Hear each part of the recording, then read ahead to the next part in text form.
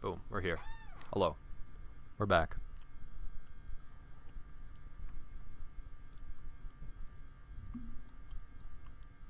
What up?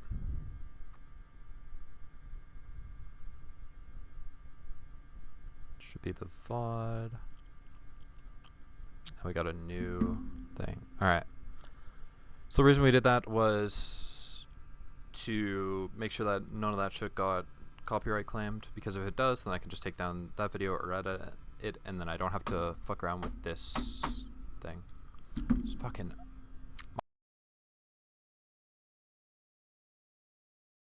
My solution is just fucking hit it and knock the hair loose whenever it fucking does this.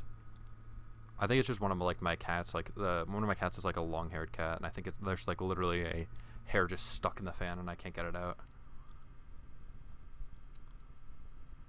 Yeah. Anyways, let's watch some fucking League of Legends. Right before that, I think I'm going to go grab some food from upstairs, bring down on a plate, and then eat during this game. Grab some more water, etc. I'll be right back in like 2 seconds.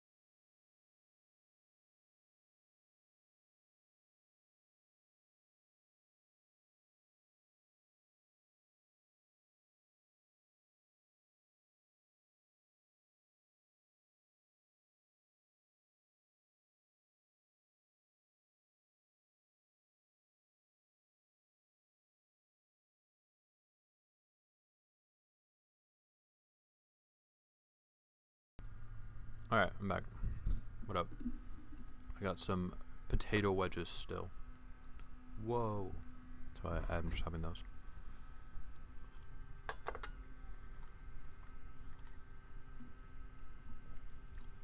Alright. Game 2 of Loud versus Top Esports. This is the final game of the round 1 of Playins. And then we will get to the round 2. So I guess the title is a bit clickbait, but Vi, Rumble, Ari, pretty standard. The Ari ban is specifically for Cream. You'll probably see this perm banned against him. 369, really big Rumble player. I think Mako has also played the Rumble support, so this is against him too.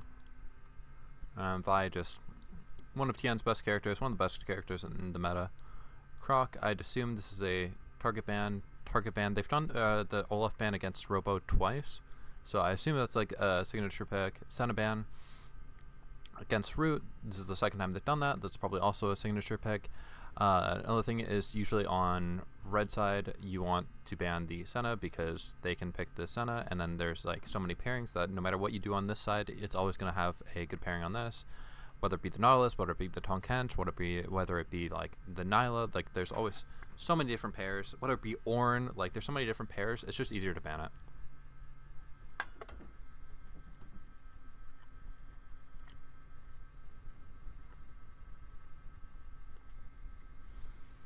Varus, we saw this come out for Root in the game 1. He played the Lethality Varus, but I wasn't super a fan of that. Varus, just one of the best ADCs. Like, Sun is out, and Sun is out. So realistically, I think this is probably just what he's most comfortable on the patch. It's like an easy blind pick.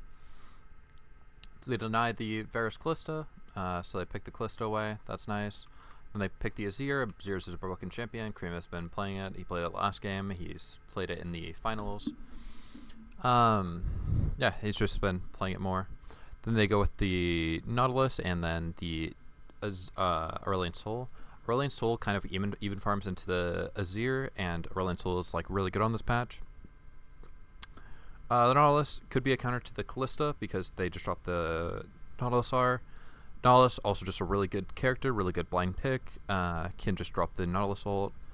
Oh fuck, I did it in backwards again. Yeah, they banned the Jax, Talia, and Senna, sorry.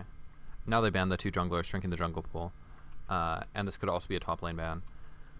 I don't know. This way of doing it where like this is the first half messes with my head so much. Anyways, going to the second half, they banned Cassante. It's a easy blind pick. It could also help with lane swap stuff. Just a strong blind pick character. They banned the Olaf and the Lee Sin. Again, against jungle and top. I'm not quite sure about that. The Renekton's out. 369 is historically one of the best Renektons in the world. He's also one of the best Cassantes. They're just trying to make a good matchup in the top lane. Start with the Xin Zhao, and then they answer with the Poppy. Poppy is like usually a counter to Xin Zhao because it can stop them from going in. And they also have the Zac. Now the Zac can go top lane or it can go jungle, and I think they're just trying to figure out which one goes which depending on the matchup. And then it's Ornn, and I think the Poppy will probably go top lane and the Zac might go jungle. I could be wrong though. I haven't seen much Zac jungle. It's mostly been Zac top, so it'd make more sense if the Poppy was support and then, or not support, was jungle, and then the Zac was top lane. But I am willing to be wrong on that. I think Poppy probably has an easier time laning into Ornn, but we'll see. We'll see what they play.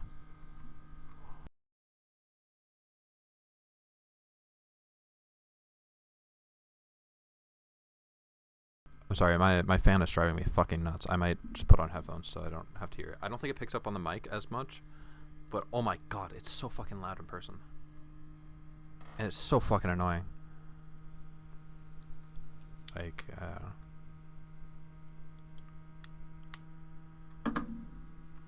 it sounds like a fucking, like, jet taking off, like.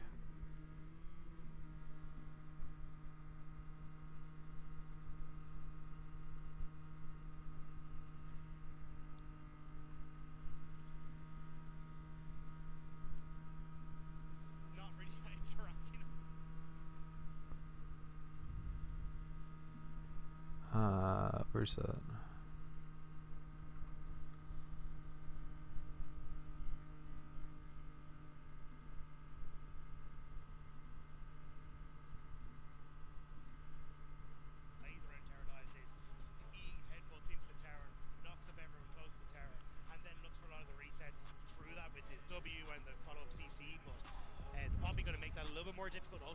Alright, let's get into game.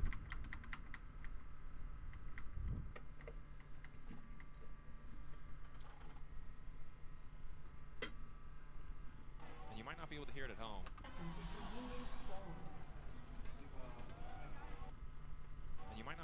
home. But in the crowd here in Chengdu, there's a battle back and forth between the Giants. It did end up being the Poppy in the jungle and the Zac top lane. I feel like Poppy had like a better matchup into Ornn, but I could be wrong. I don't know the intricacies of that. He's also going to Halo Blades again on the Varus, and then they got the lethal tempo on the Callista. Oh, it is a lane swap. Varus heading top, past the minute, committing. Now I will say, if there was any top laner in the world that I would not want to dive, it would be 369, probably. Actually, pretty much any of the representatives of the LCK or IPL, I would rather not dive. That said, if you're able to present... Did I just ignore the fact that there was a Callista and a Ornn in the That said, game? if they can set up another 4-man dive, or 3-man dive, depending on what wave they want to play off of, Yeah, I didn't talk about certainly the... have more than enough tools to take out a level 1 Ornn. So here's Not one at of all. the It's just a standard things, though, pairing with Callista. the adaptation that we're seeing from top esports. They started red choose TN, will get an extra camp on this top side of the map. So Look at the this is ward actually over a pretty here. big win for TN. Cream just needs to It not means that die to now the they can gank start to move into a position. Oh, he's actually from Rosa. Oh. So Are they going to see? Are they going to see Poppy? Are they going to see Poppy? They see Croc. The lane Poppy, swap, but so Cream I don't know. thinks that he's on Raptors. Doesn't know that there is a Zac here about to jump on his face. Here he comes, one big cheesy Zac, baby. Not a lot of damage though. Cream seems relatively unconcerned. Again, there's nothing for Robo to do right now, so this isn't too bad. They're brawling. I think this favors TES. Even though they have support move, I think TN is just so turbo at this point. And Aurelion Solo is useless. Bar's trying to push the wave in, but he's pushing in solo. So this is actually huge. So top esports get 2 camps, try to fight, but 369 might get caught actually here. Tinones is he ready to follow? Multiple flashes traded, a few extra stacks for Tinones in the midst of this. So getting 2 camps, they try to Plus take the fight. Flash, that TN sucks is level because 2, so then that's a level 2 advantage. 369 has a But hard that's time what we saw catching the top wave. esports try to play. The idea is you draw Looks like they're going to try and lanes, 4-man hit the bottom maybe turret and then sneak TP up. 369 in underneath the tower if the health bars are low enough to deny any sort of dive. But because 369 couldn't really get into position, it means that he's not able to actually tank this wave on the top side, but instead they're going to shift him into boss. And with Redbird having to move in to protect the top side, the push on top is slower, so top esports have the advantage there. And as well, you're going to be in a spot where you're able to shove. You've also got the 2 camps on the top side, so for Poppy, she's going to be behind in relation to TN because she just has less resources that she has access to. And additionally, TES obviously have the luxury of hitting the bottom tower, the one that is not reinforced for the first 5 minutes of the game. Loud, you can see how much longer it's taking them to hit even a second plate. They are a member down as well, but 369 just walking away. They wait for the next wave to collapse. Very likely that TES will go a plate up or be first on the reset. We'll see what they want to prioritize. I don't even really here, like the lane swap in this game. Demolish proc coming through for both the top side push and the bot side push. But see, this is what I mean. So actually, you're going to just go into towards main. Cream is aware of this, should be aware of this. Dash back. Oh, Flash clean revive. Oh, wait, that was a hex flash from Croc. Because essentially now you can see where TN is. TN is going to clear at this bottom side, but Croc has nothing to do. None of the camps are on the top side of the map, which is where he's strongest. So he's just kind of in no man's land. So tries to make the play happen in mid anyway, because he's like, I got to try and do something. Cream did respect it, but just not enough, so has to flash away. And now 369 TPing into the top side. He wants to try and crash this wave, knowing Croc is more than likely on reset. Been over. Difficult to dive or to take out. Zac is hard to dive because of the blobs, though. Crucially, 369 was able to get a level in the bottom lane.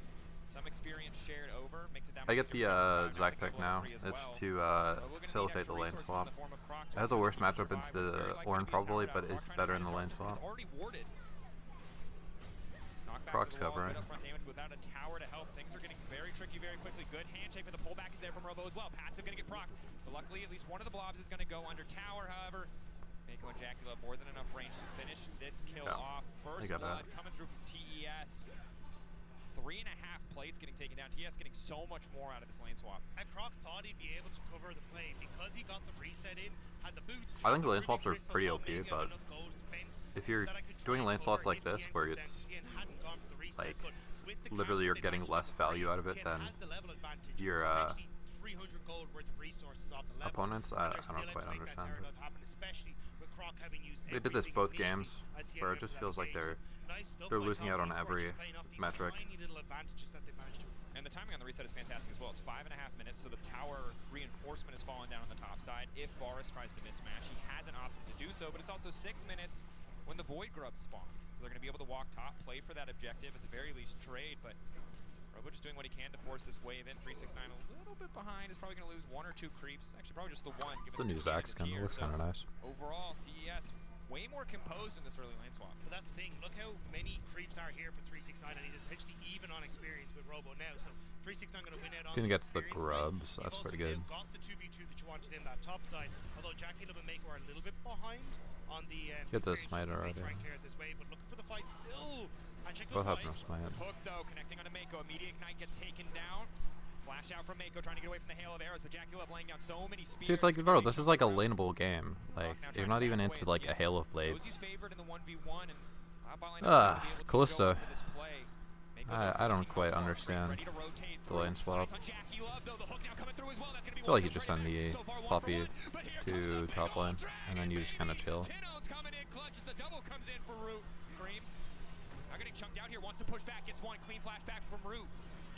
That's a kill in the Azir. He's gonna have Nashor's Tooth on first back. He's playable, for sure. Incredibly aggressive. Tinones does get a couple extra stacks, but at the cost of his flash. Alright, so the reason Loud are willing to play hyper-aggressive on the top side is that to get the 2v2 that Jackie Love and Mako wanted, they end up sacking that bot wave, the massive one that 369 picked up, and is now abusing against Robo, but it meant that they were a level down. Bruce knows that, goes aggressive in the 2v2, especially as they miss the handshake on the top, which means that now Mako very low.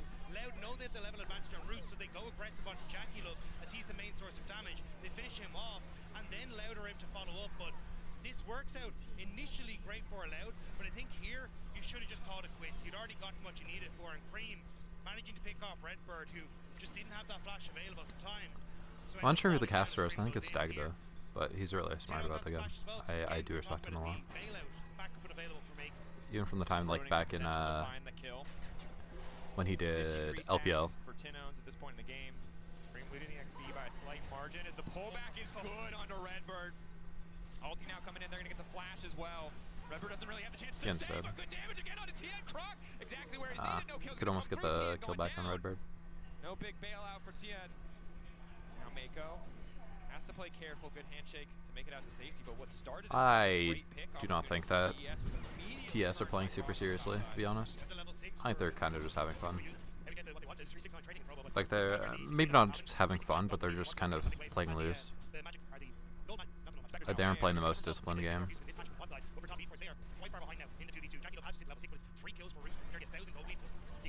It's good by Croc to get the one there. It would have been better to get the two, because then you only have to steal one away from the respawn of the Raptors. Is Kian dead again? No.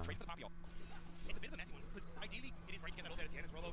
Jackie Love. Ulti to clear the wave, just to threaten in case Jackie Love and Mako go for the dive. It means exactly you can't go for the counter dive here, so Tien moves into bot side, wasn't going to go for the dive anyway, but at least Robo knows I cannot get those now, off of at least that wave. Trying to set up some defensive vision for himself as well, so that he's in a decent spot, he can see his river, so that then he can't get any sort of counterplay. The quicker reset from Redbird though means that they can shoot a bot, they can rotate towards Dragon. I think they needed Top esports are always on the back foot, trying to respond to the swaps. Of the Q hitting Cream at the dash to safety Tinones. Oh, trying to space it out. Obviously, once you start using the breath, you slow down a bit. So Tinones, decent spacing, pushing Cream back. Cream holding on that flash crucially. At the moment though, Loud doing a decent job of from this position now, playing off of Root and Redbird's advantage. They find Like they're getting lane swapped against, but they're even in XP it seems like a little bit down in the bot lane, and then just on Mako, and then they're up in gold everywhere on the map except for 80. But 80's gold is only from the kills, and that's from like the early skirmishes, not from the lane swaps. And again, we're in a situation where TS are slowly but surely building a gold lead. 17 CS advantage. Remember that 369 actually sacrificed a decent amount of CS for Rome top ahead of schedule. Nice bit of ulti there, but there's a hostile takeover. Rest gonna get out. Team taking a little bit of damage. The ulti got pulled out just in time. Croc, he's got nowhere left to go. He's slowly making Sleep down. tempo stepped up. You're fighting a level 6 Callisto. I don't know why they fought this fight. They're like power spiking really fucking hard. I guess they just thought that they had enough like power because the Varus on the one item, but did Tien even have ult? I don't think Tien used ult there, did he? Most part. Will go the way of made for Cream. Meant that they Double kill coming through. Croc. Yeah, he did. Yeah, I don't know. You're fighting a level 6 Xin Zhao with ult, and you're fighting a Callista and a Renata. Like, even if you hit the Renata away, I don't know. It's so potent. It's a good hook by Redbird.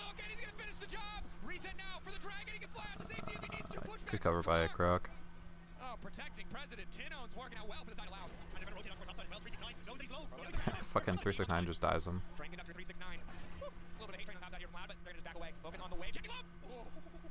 If that was a Callisto, he's dead. That could have been a very dead ace all the way.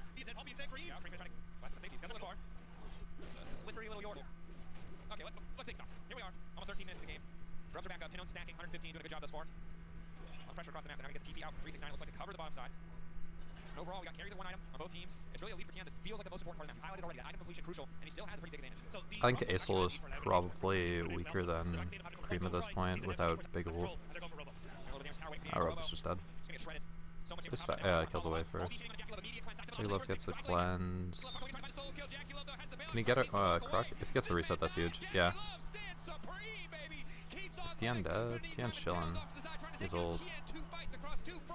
Bruh. Tien's still stepping up.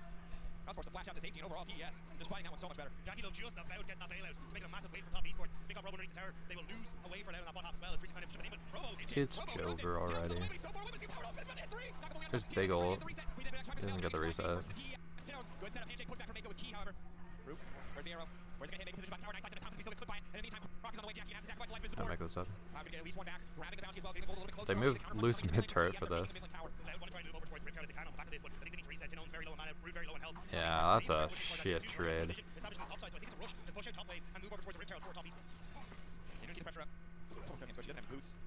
Tough game thus far.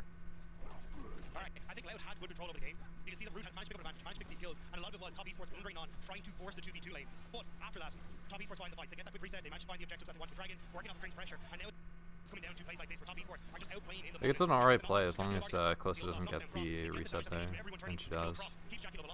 And then again, Mako getting into the wave, stop Redbird from following up. Even on the bottom side here, Tian as well with the ultimate, just playing to distract the two carries of Loud from being able to get into position. And you see the patch here, Chengdu, but Like, it's better than slowly bleeding out, but still. They're so close, but it's the devour from the top end. In this case, it's the bailout from the Renata that just stops that play, that turns it back in favor of TES. And just take a look at the match card, lane economy snapshot. Yeah, all things in favor of TES. I think the one surprising most, to be honest, is 369, but you think about the sheer amount of pressure it's put on Robo, the amount of guys that have come through, it doesn't make a lot of sense. Yeah, it's also again coming back to the fact that you gave up that massive wave on that Jackie could have taken, but it went to 369, just opened up for 369 to take very much a lead in this early stage. But now Root is all called out, Root in trouble, but there's no immediate follow-up. Hostile takeover, not even equipment. Knock back to 369, so taking Tian off to the side, have to be careful to protect this bar, so they won't do anything here. Tino's on the way though, could be big. Lays down, isolates them away, keeps them away from that vortex. Croc now trying to retreat as best as he can. Neither side It's good. You get mid prio and then you can move into Dragon. They're probably gonna stay for another wave, no? Flash still up for Tinos. Flash and Redbird available as well, so across the board, pretty close. The difference between TS now access to the Drake. Where's 8 from 369 on the Orton? They're just trying to get a pick so that contesting the Dragon's easier. They still get the position. Yep, they got it. Now they're just gonna get out. Probably clear mid wave and then reset, no? Azir's clearing another bot wave. Oh, Root, you don't know what's coming. Tian has the movement speed, but he misses the window come lightning. Now Root gets to escape. They tried to catch him on mid wave lacking. That's funny. Very well, could have been a pick. Root definitely, I think, learning the lesson there on stepping too far up on that mid wave. We'll all get the resets going through though. And this is where again you're kind of looking at top esports being able to control sideways through Cream over Tinones should be in a good spot. You guarantee the mid play as well, because even though Root is on the Varus, he's just, I think, a little bit too far behind Jackie Love, especially with Mako in check as well. It's very hard to step up as the 2v2 into this matchup, so you kind of have to accept second. Cream. Actually caught out here. Ulti coming I was trying to see if it came through, like the humming came through. Doesn't sound too bad, but it's just so annoying. Happy to just use the TP to disengage the play. Redbird wants to keep it going, however, knock him onto Cream, but again, that's a bit of a waste of ult. damage there. Highly questionable all, and the rest of TS is now barreling down to the bottom side of the map. Loud need to get the hell out because TN's on the way in. When it becomes lightning, this is a turbo fed down. Loud know it. Immediately just gonna back away. Azir or Erlin's ult flash. Jackie Love, as the rest of top esports, were starting to come down through the Loud jungle, so they couldn't get there as quickly as they wanted to. Top esports, they disjointed. They get the TP from 369 as Loud. Which is not a super close series, so I'm not like looking into it way too much. Because it's very hard for like Loud to do anything. They're just kind of getting an ass stomp. Keep the pressure up there. Baron 46 seconds. It's Calista and his Seer, and Champions obliterate that objective left alone, especially with Ginsu's pickup from Jackie Love. Brilliant Soul.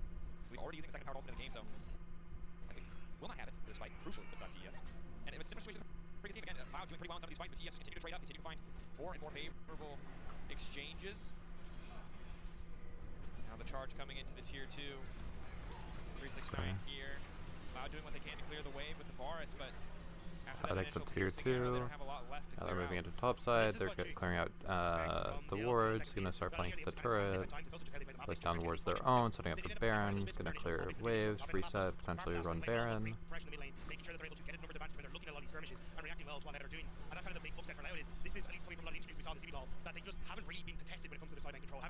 Pretty standard. 369 split pushing bot lane. If they send anybody to 369, especially the jungler, then they're gonna snap Baron because they have Callista, like on hit Callista as well. So they send like 2 members, specifically the Poppy, then they're going to go Baron Insta. So I can't really imagine Loud are going to do much here on the top side other than lay down some vision to make sure that they are not the ones. They know where the Poppy is now because they just took red buff. Big wave being lost in the bot lane though. 369 already on it. Demolish taken as well. So gonna get some nice. Yep, work they're just done on gonna this bot take tier this for free. They can't respond because Runners moving down to try again, and if they get respond, they're the gonna go top Baron. esports So timing on towards the they can Baron. send Zach And here pushing to mid potentially lane. try and clear the wave, Shows. but But do they actually try to commit towards us? He spawns a soldier to bait Loud into thinking they're doing it, but luckily Loud had the vision on Tien, so they know that it's not actually happening. Croc walking in, Loud trying to leverage a man advantage here on the split TES. Jackie Love and Mako really respecting that choke point, not wanting to walk in the route as Croco now slowed. oh, Initial follow-up, knockback on a Jackie Love, does not find the stun. Croc at least he now has Phrase running. Rush to get Ulti at. going wide from route is big. Again, has ult. Good bit going of Redbird. damage. Hostile take over there. Tiana muted. Redbird's Any dead. long-range damage. Redbird gonna get Are they gonna picked use off this to get before anything else into can the happen. dragon? Croc now turning, trying to come back to the rest of the fight, but there's 369. Croc now needs to run back into enemy territory. Here comes the Getting choo-choo Croc. train, baby. But it's not delivering food. It's delivering death. Cream just fucking disrespects Finding Flash Auto.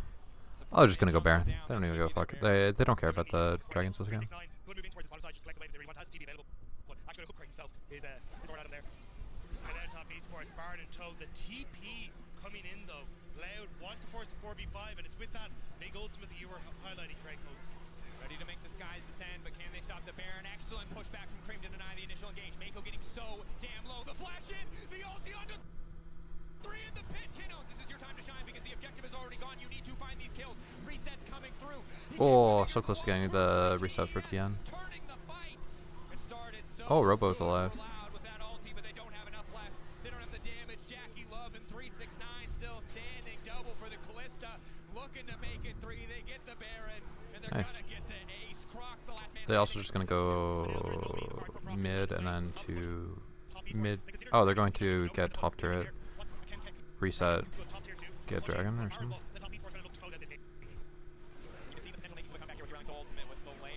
Good art by Cream. It's not enough. Again, it's Cream. Highlight moments. Ult out of Robo to make sure he has to flash into the pit. This big knockup is huge, right? But 369 is keeping the rest of the members out of position. They manage to get the knockback on towards the Iranian Solomon. Cream goes in, goes forward, gets the sandwich kill on towards the Varus. And then Jackie Love is just able to hop, skip, and jump his way around Robo to his heart's content. He just cannot kill this Calista. The extended fights, TES keep coming out on top. They try to keep steal their bars. Q damage without. I got the dragon coming out of the replay. We don't get to see any of that because Scary Scream was in the game we're in replay. Truly scary here in game 2. 9-1-2 upgraded Rage Play. 3.2k Red Bull Baron power play already. It's only going to grow more in their favor unless Loud can hold here on the bottom side. Pushing mid for 369. Massive wave with the Baron. It's going to be hard. Robo just trying to zone them back. Wave getting cleared. Extra stacks. Croc going to go for the knockback. Going to connect onto 1. 369 waiting off to the side. The Tornal could be big. My fan's Looking to just lock off dying. Root. Not quite going to connect on the Aurelion Soul Hostile takeover. Isn't going to hit, but it frankly does not matter. Redbird going to fall here. Knockback there, but he manages to get a hook back. Tinos finally gets the ulti up. Excellent stun to keep things going. Mako now going to be in trouble.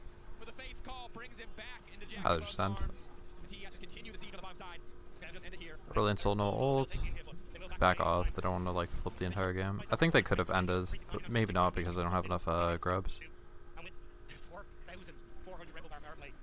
And it's like through, yeah. It's so difficult now to try and keep this one up. See if it starts to set up Cream. Happy to push because he knows escape with that sliding line. And Croc Bro, tries to get 1 into position. second.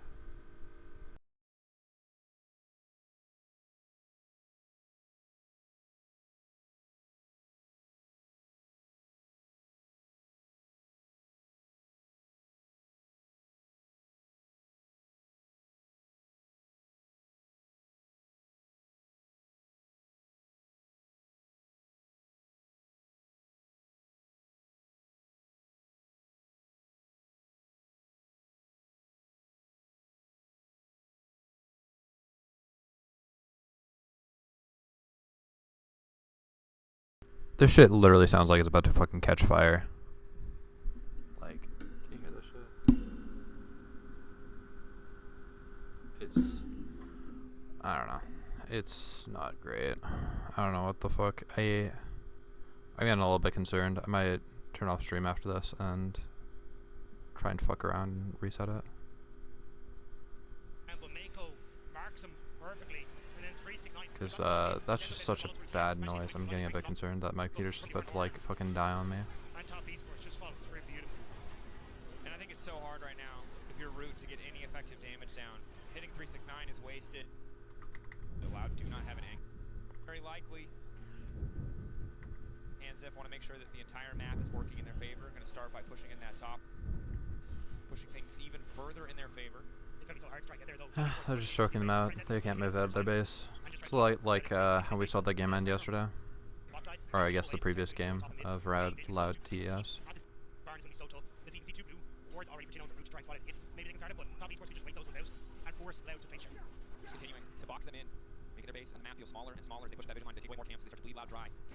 They are themselves an angle. 10 ounce finally has some extra magic penetration on top of Leandri. Maybe he can get through that front line. 322 stacks. Doing well here. Pick up the waves or at least lay down the E and ensure that someone else is donating those stacks to him. The Croc out a bit here. Knock not quite able to get the wall. 369 looking at lock on Croc. He flashing over. They want to end it right here. 10 ounce. Still holding on. Trying to fly out to safety. Jackie left. They have Super Minion on bot lane. They're just done. They have they're escorting the wave in from mid lane as well. Azir can just free hit. Close can free hit. There's Demolish on the Ornn. Just gonna kill the Zac. Get the Gloom. Or the Crypt Bloom healing. Cream's resetting. Gonna TP back. They're looking for the end.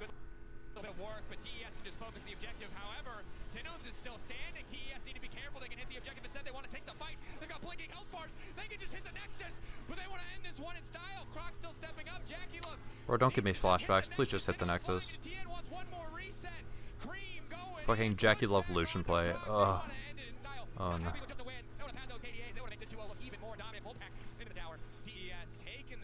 Not a close series by any stretch of the imagination. Alright. I'm gonna go over draft and then I'm gonna try and reset my computer and like fix whatever the fuck is going on. Usually it does like this like weird fan stutter thing, but it doesn't do it like this. I don't quite understand what's going on. Nautilus, Vi, Twisted Face, Cassante, Urgot, Calista. Into FlyQuest, the Urgot is against Bwipo, who played 2 games of it. The TF ban is into Zeus, who has been playing a lot of it. The Vi ban, I assume it's another owner pick, just like a very big, like easy pick. Zeus is also a pretty good Cassante player, so yeah, they played the Calista, I think, in the last FlyQuest series. I could be wrong about that. But yeah, Busio also played a ton of. He played 2 games of Nautilus in the previous series, so it's another takeaway pick or takeaway ban. Just like getting rid of a meta staple that they're also very positioned on is very important. Senna, we talked about Senna last time, where you can pick Senna and then you can like pretty much pair it with anything you want later in the game. Then they have the Varus, just another takeaway pick for Keria. Also just a very good champion, can play what's it called, like on hit and lethality, just very good. Orianna, just a pretty safe laner. They assume that Faker's going to pick Azir or something, and it has like a pretty safe thing, pretty safe lane into the Azir. Scales pretty evenly. It seems like Jensen is very keen on that pick since they have picked it in the previous series as well. Azir picked up for Faker. It's a big Faker pick. Tom Kench to go with the TK Senna. Very standard duo. Graves, or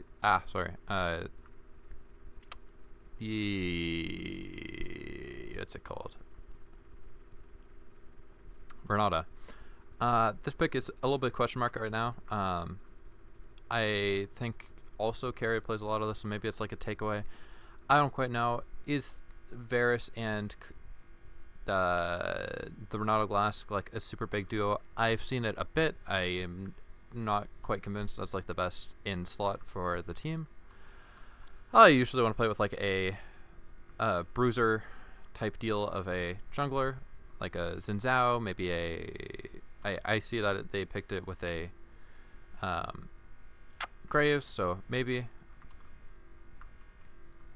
And then yeah, so they ban out Jarvan, good into the Orianna. This was seen a lot in the last Worlds when Orianna was really, really good, which was if you pick Orianna, you either pick with the Jarvan or you ban the Jarvan because it's good with Orianna and good against Orianna. But I guess they don't want to play it here because it doesn't work well with like the identity of Renata and Varus. They banned Lee Sin. Inspired plays Lee Sin, I think. I don't fucking know. And the Xin Zhao, just looking for an AD jungler. They already picked the AP mid laner, so they want an AD jungler probably. And yeah, so then I don't know why you would do that instead of just picking it, but you know, to each their own. They wanted to pick the Graves. Maybe they think Graves is super good. We'll see. The Udyr, I assume this is for Bwipo Udyr top lane. They probably then want to say like, okay, we want a lane that we can actually lane into instead of like the no interaction lane that Udyr provides. Udyr was the Rek'Sai before Rek'Sai was Rek'Sai. So it's like the I'm gonna stall you out and sustain. And yeah, so they go with the Graves. Technically Graves could also be flexed to top lane. Like I assume that that Bwipo can play like Graves and then also can be for Inspired. Yep, they pick Viego for owner. He's just a Viego guy. I think it's also pretty good. It's an AD jungler for like a jungle pool that's already like pretty pinched. Like we got 4 jungle bans, 5 if you count Udyr. Yeah, you're just kind of like look into your basket of tricks. I think it's fine. You got some setup with like the Azir like shuffle and stuff. Senna likes frontliners like the Viego. I don't think they would pick it against like Gen G or some shit, but like maybe against like some shitter, in their opinion, shitter team of FlyQuest. I think maybe it could prove to be useful. They also reply with the Ornn.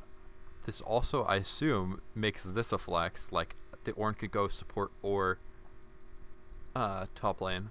So it really depends on matchup, I guess, because Keria has been known to pick the Ornn. So we'll see. And then the Zac comes in final. We see Zac into Ornn. I guess people like Zac into Ornn as like a counter. I would have thought that the lane matchup would have not been great, but maybe this also indicates that they here for FlyQuest, and we get the Zac as well. So Graves jungle. Okay. I was hoping, or I mean, they could technically swap, they could. but I'm assuming it's now going to be the Graves jungle. So we probably won't get a crit build or anything like that, and we'll probably get a regular lethality build. Yeah, it's a Ornn top lane. I don't quite understand. It's a big question mark for me. The Zac in the top lane. I do like the synergy though of the Zac with the ball, because then Zac can like do the slingshot in with the ball on top of it from like Orianna. Big shockwave. This game is a banger. I heard it ends in 17 minutes.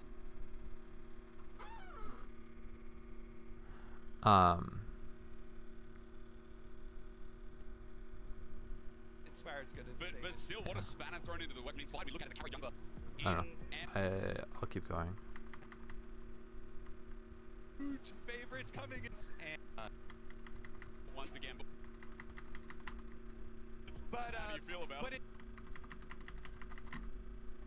T1 just zoning out, looking to see what Black. Alright, went too fast. Don't have to worry anymore. But FlyQuest T1, the winner of this series, straight away locked in. Inspired Don't have to spots worry anymore. the Right into jungler, second bracket, 21. right into what we'd call the main stage. But T1 a shoe in. I mean, we're right where we expected. The script's been written, hasn't it? All premier regions, all major regions have made it to this point. As T1 just zoning out, looking to see what FlyQuest is doing again. As we talked about the invade, 3 members walking down bot. Jensen is matching here as well. And Sabusi or Masu just going to spot this out and try and get a beneficial trade. They make sure that there's no swap. Level 1 center and Tarman. They're doing exactly that, as it looks like it They will cracked be the standard lanes Guardian on here, both. Which of everyone at home, they're probably smiling. Yeah, I mean, like Trying we to talked about zone here with Musa Keria and looking up Gamiushi to from build getting that in. area so much. Yeah. They know that the Pretty jungler nice, of T1 is experience to starting be able to topside. get to lane against some of their heroes that really inspired them to become pros in the first place, and they got Some decent health trades there as they come down the river. Of course, Senna Tom Kench does have pretty good sustain. Yep. So we'll see about the push on bottom side. Graves looks like he's full clearing down. Viego looks like he's doing the same. Probably not that much action going on in the early levels. Going to be the priority. We know Faker as well. Same deal here. Trades in topside, by the way, have already gotten a bit frisky, but Whippo going to hit level 2 first. And also note that he gets a lot of his health back with some of these extended trades, as you can see with the bloblets on the ground. Zayas zoned away. Really nice start from the FlyQuest top laner. Yeah, Whippo getting some pushing done for himself. Of course, both junglers also starting. Whippo can do these like insane trades because they know that both junglers are pathing away. But Inspired, as you can Gets the see, ward down, stops the free camp. A venture towards the top side. That is a building wave, and that was a pretty Looking for a dive. trade that you were mentioning. Inspired stops the full clear to look for a dive onto Zeus. He blows a W. That's the go-in point of burning the W. Good job. Saves the blobs. He also gets the shove in. Beautiful first blood. All right, it cost them the flash and the passive for Zach. And it does mean that owner's going to finish up his full clear, so let's see what the answer is on bottom Does he even side. need to TP back? He might because it takes so long to respawn with the blobs. Owner's on his way though. They have no wards. Jensen getting good trades as well. So far, the laning phase starting out in game 1 for FlyQuest is great, but as you said, Owner, Yeah. they had to know from the Fly 2v2 as They burn the ghost. runs into Owner and drops a ward, just spotting him on the exit. Yeah, because they were Guardians able to down delay from it a little Busio. bit there. The recall timer, T1 know that Inspired coming Fly back Quest from W base for sure, should for sure. be about 10 seconds out of base and will be on the way. And so I believe. a little bit hard to kind of nail I believe in the down whip. Busio and Masu with Masu popping his ghost there. Right. And so they don't want to wait around and have Inspired come over with the Graves to counter them. So nice little recall. Good W from Zeus to block the Zaki. I was pushing him further. No combination, but Zayas at least getting some revenge when Whippo uses TP to get back to lane. Exactly. I think Q Flash auto could have killed Whippo Whippo. doesn't have very many resources The only at issue all. would be Obviously, a Whippo big could have wave coming gotten on the topside. He's grasped W. Yeah, Like I think he it's was such in a kill hard range, situation. He doesn't wanna but drop it, I guess he he didn't want to kinda gamble has that Zach to. could If heal they through it. see him, That's they fair. will for sure Actually, go it probably for wasn't a kill then, But Owner's because it would going be for so a easy recall. to. Okay, they're gonna find Yeah. that. They see Whippo. He used to use. He gets zoned off the wave. That's nice. Yes, back. He has no TP. That's good. He loses like that entire huge wave. Look at the denial of this massive minion wave. Exactly. You can already see the experience difference right now is ballooning. Whippo That is purple bar under the staying. It champion looks like icon there, Inspired Born. wants to Zaves catch now them. dings over to level I'm not quite 5. sure this is a fight you want Inspired though. comes up. Inspired wants to help him get in. But Owner's behind him. I mean, there's going to be a searing charge. He Ah, flashes that's away, a gets up the flash. wave, Ah, runs yeah. away. As Whippo now I don't rejoins love the fray this. as well. Minion wave not going to go to the wayside. This is nice at least for a recovery. But At least he gets the minion wave back, so I might actually keep what's it called? Whippo in the game, but it costs Inspire Flash. Giant multi-stacked wave right there, and so Inspired does go offer his flash as well as a way to get them back in and at least soak some of it up, so it's not a complete disaster. Owner getting something as well. Remember, with that push in, looks like he sapped some experiences. Inspired is going to be sharing his vision. Thanks to T1 dropping that ward. I believe that would have been Faker. Speaking of which, Kerry and Guma are going to get this push in the bottom side while Busio can't hold it off for now. Look at Masu. He made a return to base. This shove's going to come through. They're trying to And hold the that minion wave. wave and a half is going to be denied from Fly as well. Yep, comes back with his recurve bow, got his refillable potion. Honestly, too, after the Imagine being down Graves, CS to free Sun Hong camp bench. gank That's it. topside for Inspired, you do have to worry about losing out. You know, just carry a Gumiishi, but you know. Also, Guma is about to hit 20 secs, which starts to get scary. At least they're not playing a melee into up his bottom side as well after Senna. the bottom lane did a little bit of vision control for him and spotted Owner. Grub's just up, by the way, at the 6-minute mark here. Spotted out by Whippo, or rather control watered down. Owner It's a knows little that bit he's back to later Inspired, and Owner than I've seen some of both the quick 20 stacks of Senna on this tournament, but it's still like a respectable time to hit it. Plus he has switches now, so it's really easy to keep stacking and pushing advantages. Also stop the stacking here early from T1. And it's very easy to walk by Grubs and steal one with Smite, but Inspired actually goes over a ward, so Baker knows he's not going to drop anything here with the pass from Inspired, plus Owner is going to be able to finish. So they might those play void towards grubs, no Dragon problem for potentially? him. And Uh-oh. again, pinging So we up pull out here on passive top yet? side on a He giant doesn't. stacked This up could be a wave dive. in He's the zoned face off of this entire Whippo. wave again. No level 6 Nobody for can Whippo help. either. And here comes Call the Forge. Oh, he's Got no dove as well. vision either. He's Nice. gonna get double knocked up. Bellows, Fred's clapped Yeah, down. that's actually so bad for Back in action. Whippo. Huge stuff That's a here for huge T1. way to lose. And Zooming in like on for all XP, he's not going to hit level 6 now. experience, the Ugh, gold. that's Well, just here's the thing, so top sad. players so far behind because of He's lane behind in swaps. gold, This he's is behind in not because of experience. lane It's swap. You know, they invested so That's why I'm much like, into I'm not the quite sure early about the game Zac into the recall Ornn. and having to Like, push back. Whippo is just so behind now. Getting shattered in what is now a like Gibbon 3-point Zeus is lead one of the over best top laners, none in the top if side, not even the after best the top first laner in the one goes world. down. Like it's As up you there with said, like him and stemming the bleeding is 369. good, I think But more importantly, the fact that goddamn, Whippo's FlyQuest behind, L, whatever that true. champion is, he feels like the lifeblood of this team. I know you've been watching this team throughout the start of the year. Hey Jesse, you should get Maddie to subscribe to me on YouTube.com. As we've already seen in this tournament, a very different look That'd be really to start cool. off game one. Yeah, luckily for them, Whippo at least this time around is on, just frontline tank, and I'm Zac's joking. job is just to bounce around. Very true. So he will be able to operate on a lower economy, though you don't want to, and you're in the tank v tank matchup. Yep. Plus, it also did take some farming time away from Inspired, the investment that they used to have him go up there. So it definitely is going to throw that plan through a little bit of a loop. They've got the backup though. Masu has been pretty good thus far on the Varus, so we'll see what they're able to get done. And of course, as you could have told from the lethal tempo, is going. I like to the have to get through some on-hit Varus this game though, because you're into like Ornn and Tom Kench and potentially Owner, who's going to be like I think tanky. as well, we've So already seen, on-hit Varus Tom's seems survivability pretty of freaking fights good. It looks without like he's going that Borg constant first as well. Reminded me of yesterday in the top esports game, and very hard to see how they can actually pursue an elongated fight. Now, I want to quickly mention, next round coming up in a minute 50, Dragon's already started by Black Quest. Do I even have time? I mean, Whippo and Zeus just hitting heads once again. But those neutral objectives, it seems like could be the setup for T1. Continue going towards bot side.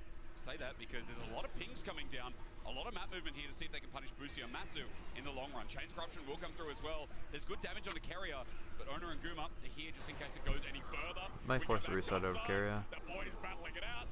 Let's bounce.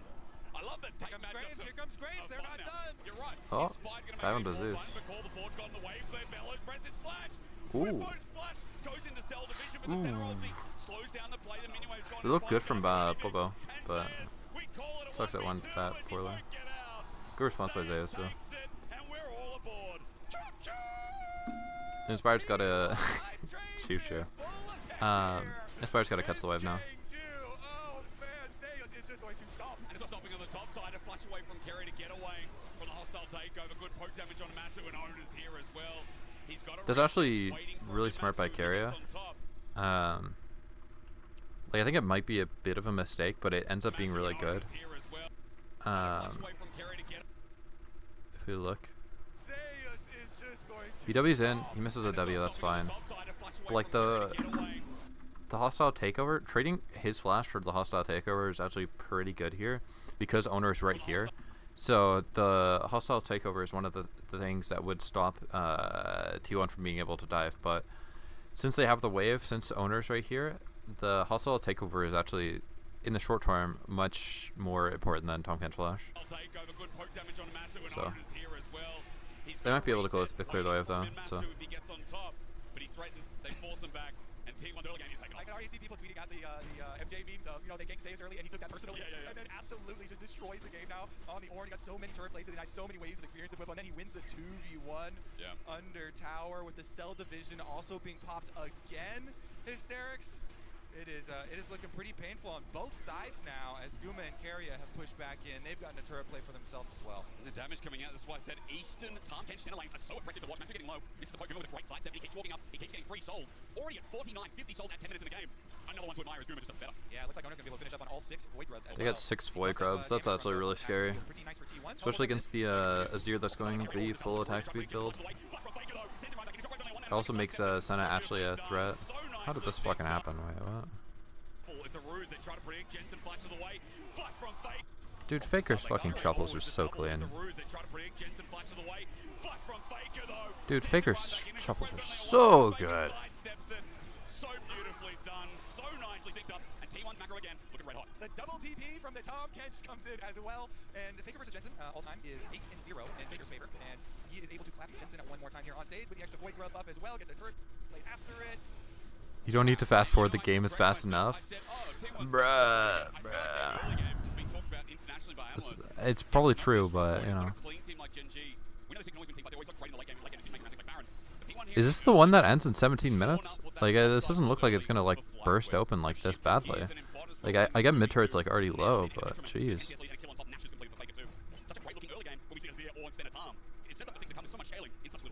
because as we mentioned, Inspire using some of this early time up there. You see Owner with his advantage in jungle too, the Viego. Yep. Owner's Viego yesterday, or the quadra kill, the day when he was able to pull it off was extremely T1 might be able to fight this so dragon as well. quite scared It would be by mostly Viego just trying to get here. like the Viego reset, Going to look to visit but mid there's no lane first item on again mid, as there's no first well. item He does have on flash, bot gonna go lane. for the stun. It's fightable, for sure.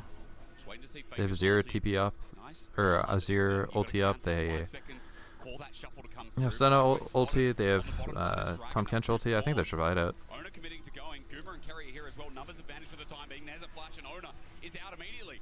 Busio wanted in so hard for that Flash one, for flash but he on doesn't the find it, jungle and is not now that bad. it's summonless. That's a good trade by Busio. Goes for the flash play, doesn't quite grab it there. They're really grasping for opportunities though, because they can feel this game, running away from Going to them get mid prio quickly from here, the so they Azir, feel and the pressure then to make they're some plays. There we gonna go, try and Jensen. catch I mean, this is Azir why as the he like matchup moves slaps back, so but hard. they Baker catch goes Jensen all on the in. wave Owner's and kill there him. on board. And it's And now never the straight dragon through. should be pretty free for Someone always by his side, whether it's T1. Area, whether it's Owner, They scout out and it's Inspired. now Inspired getting should full place in the middle as also well. potentially be Licky dead. Tongue in action, and Inspired I got flashes his away to flash. stay away from Divyushi, but he's over the wall. He's got the range. Busio up next. Ooh, Busio's He's silent. down. He goes into Can't get a hostile reset. mode, but it ain't gonna Yeah, they're take all him. dead. Owner with Viego reset moment. now, the flying through. Owner gets Yep, another. Viego got one kill. Another GG. double. Give him a double, and we're set up for Owner's Viego. We're set up for an early game of the God. T1 is just that good, aren't they? Yeah, T1 warmed up already, and they're going into this series hot. They took mid turret without Herald. Before Herald started, they're almost done with the second mid tier turret. Oh, you can. That's As long as we get past that 60, Yeah, that's nice. 6 grubs on I Nashor's think Tooth that's our Azir, eh? number one Attaboy. But yeah, as we said, Owner It'd be gets funny the if flash he went like here, literally so like he's Lich out of Bane's the just so he later could push on turrets from even the more. bottom side. Yeah. And this Like knowing Faker, he's gonna go Carry came in, Zanya they second, tried to but finish around, find Inspire so. down here, chase him down. They already took out Jensen mid lane, so they know that there was no support gonna come through for them. There goes Owner, uses his flash to get that engaged. The eat from Tom Kench denying that Renata ultimate, so that Viego's able to get right back out, and then Owner gets his resets. Got chunked a little bit low, but kept getting souls, easily able to pull it off. And let's revisit again. In this 2v2, he's already how important it is that Kerry has something like time. His success rate on it before. Kerry is showing up massive once more, and I think there's a lot of conversation in the air as well as to what Kerry's going to look like in this tournament. We've got a lot more normal engaged support, not whacking like I do really like from Carry his itemization of just getting the Balmy Cinder into the Frozen Heart. We saw this a lot when Frozen Heart was very broken, but I think especially in this game where your threats are it's Jensen and then it's 2 auto-attacking ADCs that you can get on top of. I think the Frozen Heart is actually really good. And you got 2 chances as well, right? That's the good thing about FlyQuest regardless. Like, I don't want to sell them short. I still believe game 2 provides as many opportunities as this one did, but anything you want to touch on for the draft? Especially against both ADCs that don't run crit, like they're both non-critical strike chance. Like Graves builds a bit of crit because of the like Collector and the Lord Doms, but mostly just builds lethality. Are they just? Is this where they just push the game and end? Popo goes in. They're in their base at 17 minutes. Like, is Guma looking to kill Inspire? They get Masu. It's no flash. It doesn't look like he can get a reset. Busio's dead. Going on to Jensen. Popo's dead as well, potentially. Yeah. Jensen's dead. Yeah, okay, did they just end? They have 6 grubs.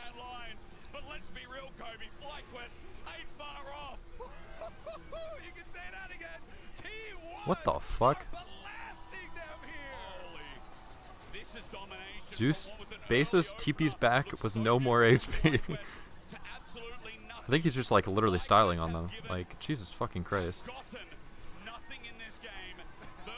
GG, what the fuck? Yeah, okay. Get shit stomped, I guess. Alright, let's go into the next game. We can finish this series real fast.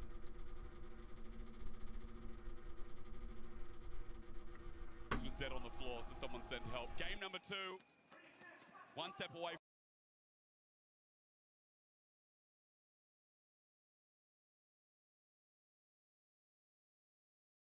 A lot of top laners. I was that have going to say, become he's not talking about. for playing safe, regardless of what it's going to. A lot of like terrible, hard counter. Is the matchups, Kazante locked in? always I has think it is, options for right? Yeah. So we're gonna go back to when he doesn't averaged have that. a lot of like terrible, hard counter. But okay. So,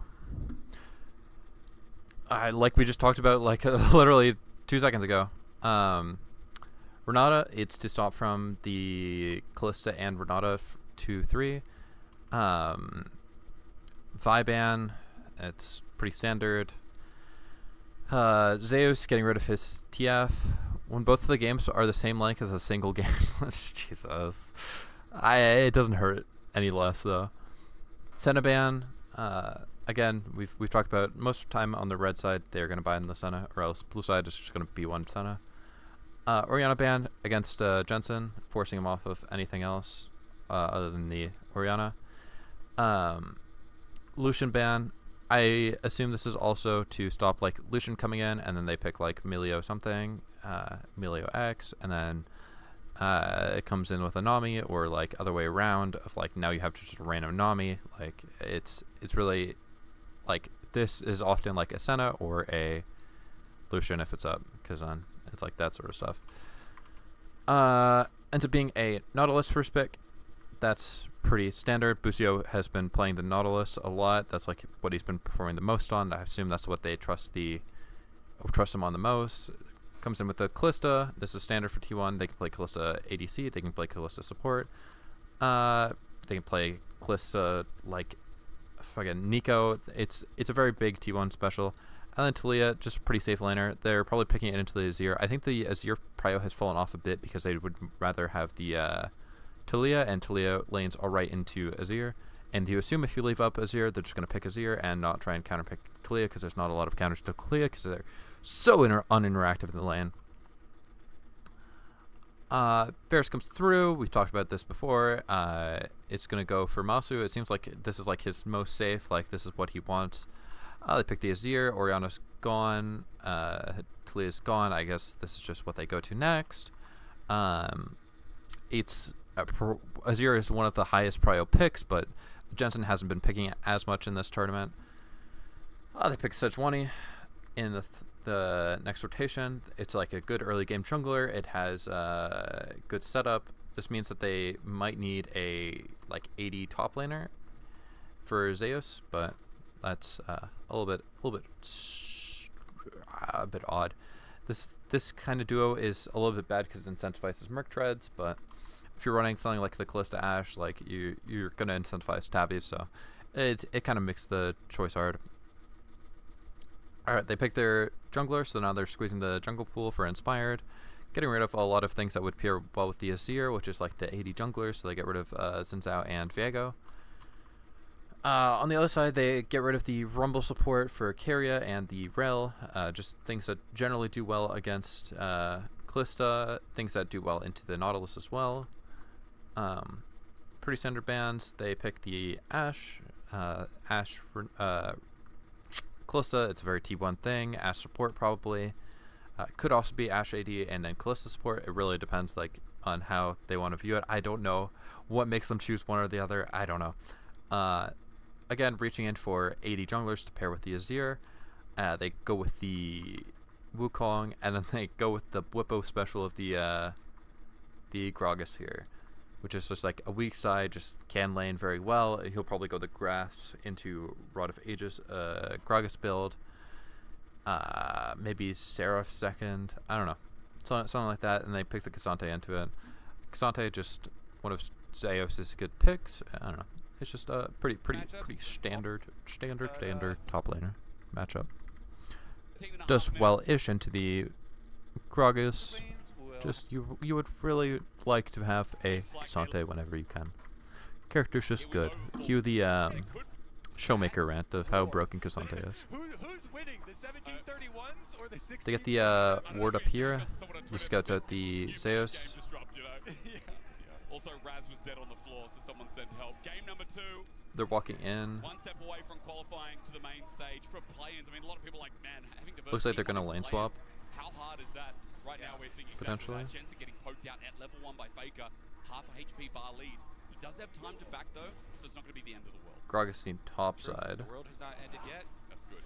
Last game, They don't know that Busio is here. They know that Busio is here now. Top side, This could indicate the swap. The swap would be good to dodge this. It has the double Hail Blaze lane. They could also do what I think FlyQuest did this themselves in the previous series that they played, whereas the very Lucian well Nami aware, to and dodge likewise the are searching for the lane was it swap, Callisto? I think it was so they should be Varus able to Ashe. react here. One of the biggest mistakes you can make if you're doing a lane They swap, for blue side here, like laned Fox are doing, is if you don't top go lane for the invade on into enemy levels jungle. 1 through 3, so and then reset, and then could lane we actually against saw it these guys yesterday. better If you after force that. the lane swap and then you don't push enemy jungle, They're doing the lane swap variant of like the strong side invade, which is now this entire map. Jensen flashes. But now as he gets poked out again, I mean, Jensen might get forced back, might have to TP early as we get in the jungle trade. And this is the best part about lane swaps. Level 2 hit by Inspired. Faker does the damage, but Zeus Zeus is left should out. He die takes him here. up against all the ignites. He still dies. But they're at 3v3 with no health bar. Whoopo dies here.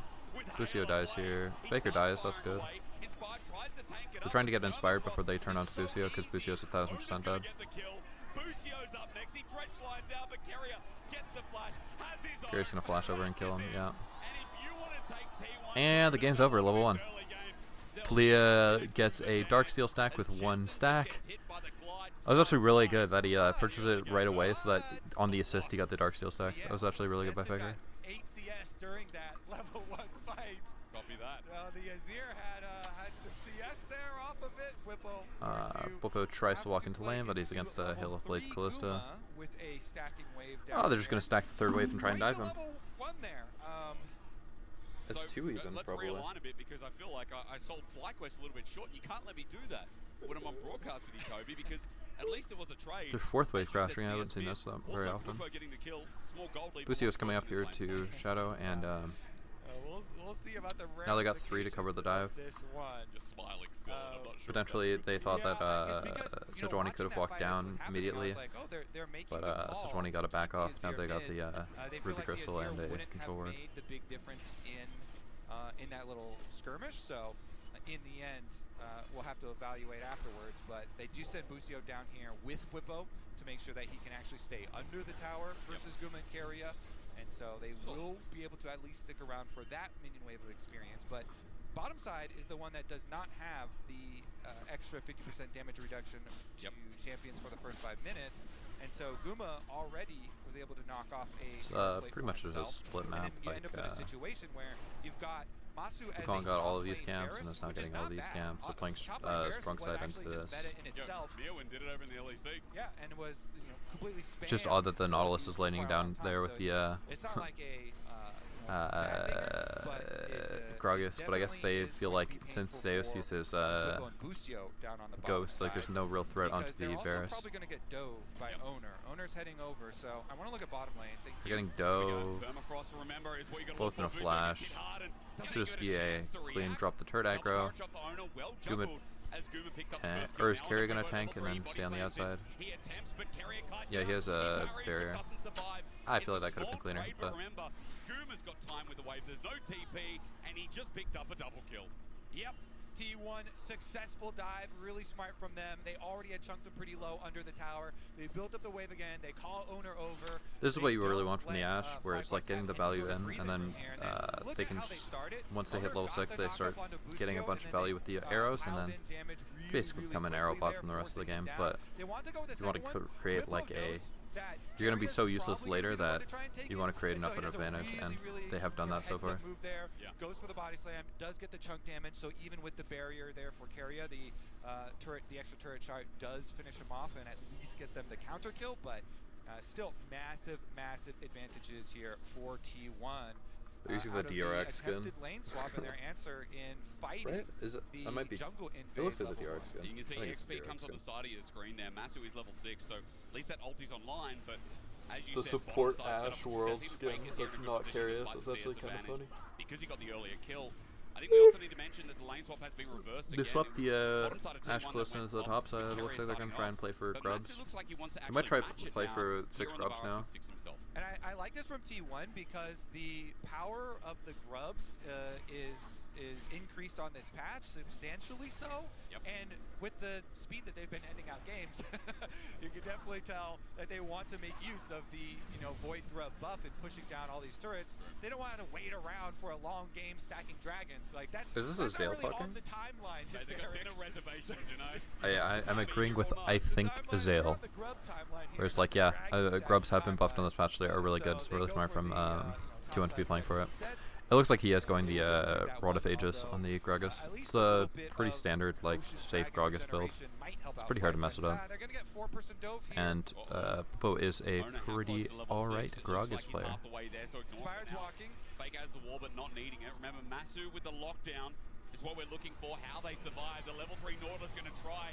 Under turret gets a little bit going on the shaky, Nautilus. brings it up. Ends up being a trade here, but Guma picks up the kill.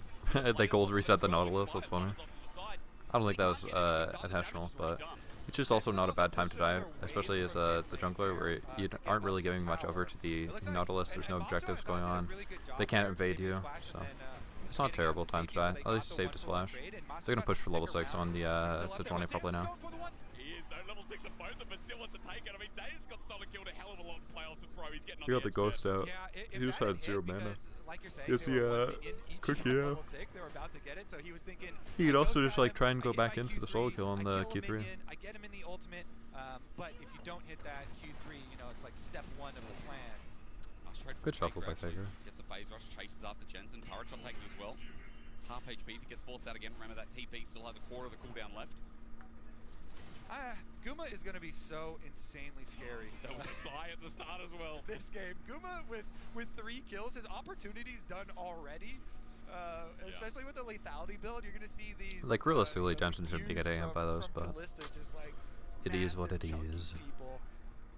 Let's see what he can do with it, because he returns back top lane. I like this. Then they can keep pressure up here, continue to push down, because bottom side, even with Zeus kind of using everything there, he's got his teleport and assume it's just going to go right back. And remember, part of that gold lead on Gumayushi as well comes from the double turret plate top. Bot as well. They're looking to set up for more Kobe. Even TP being burned. Is he getting fucking dove again? Mosso has no flash. They can easily go on this guy. Chains of corruption come through. Guma, meanwhile, doesn't need to cleanse because he doesn't have it. The slow, yeah, just the flip. Goes on the Gragas. Gragas is here, but oh, good ult by Jensen. Too bad that there's still a minion. Oh, they're all dead. Faker's here. Oh, Jensen flashed into a wall. Nice. Time to clap Faker. Yippee! Yeah, that was fucking awful. Another rock, and another kill for T1. You can tell they really want to keep forcing. Did Boku get interrupted by the? Did his TP get interrupted? What the fuck happened? Melee range today. Owner doesn't have it, doesn't care. The pokes in. Carrier tanks up turret again while T1 Jesus. Yeah, what's it called? Zeus interrupted with the W. That's funny.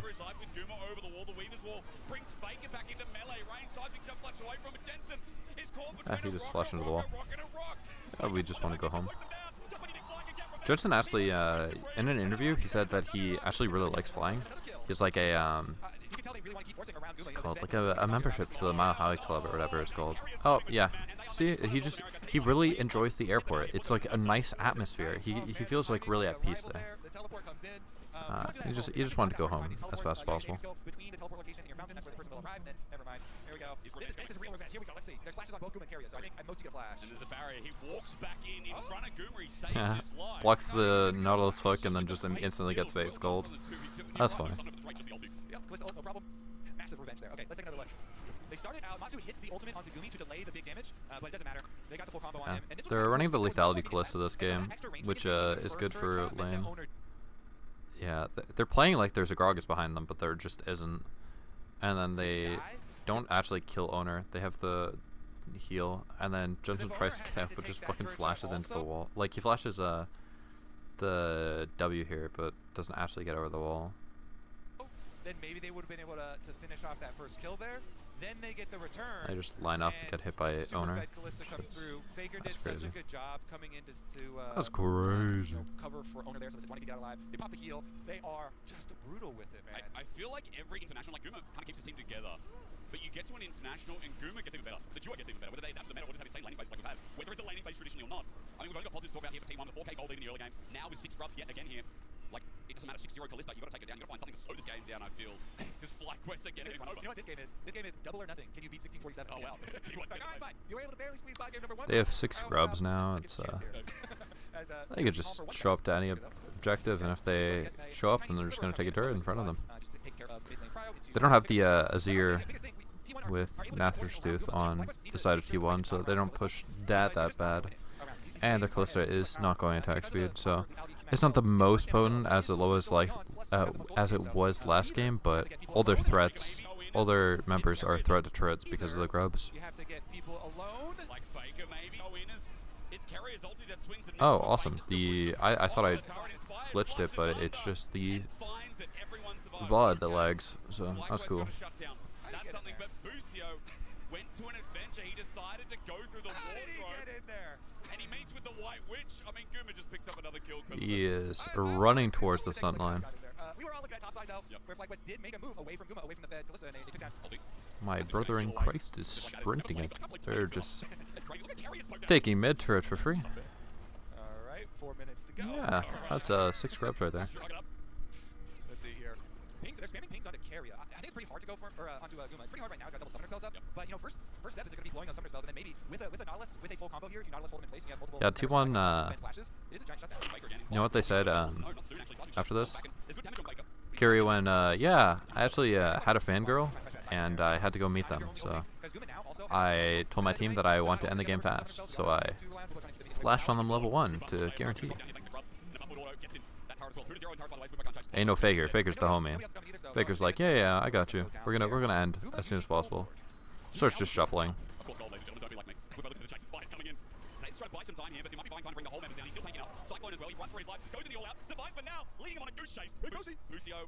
Faker's the fucking G. He's got Ignite and he has ultimate, so he's thinking about the first damage.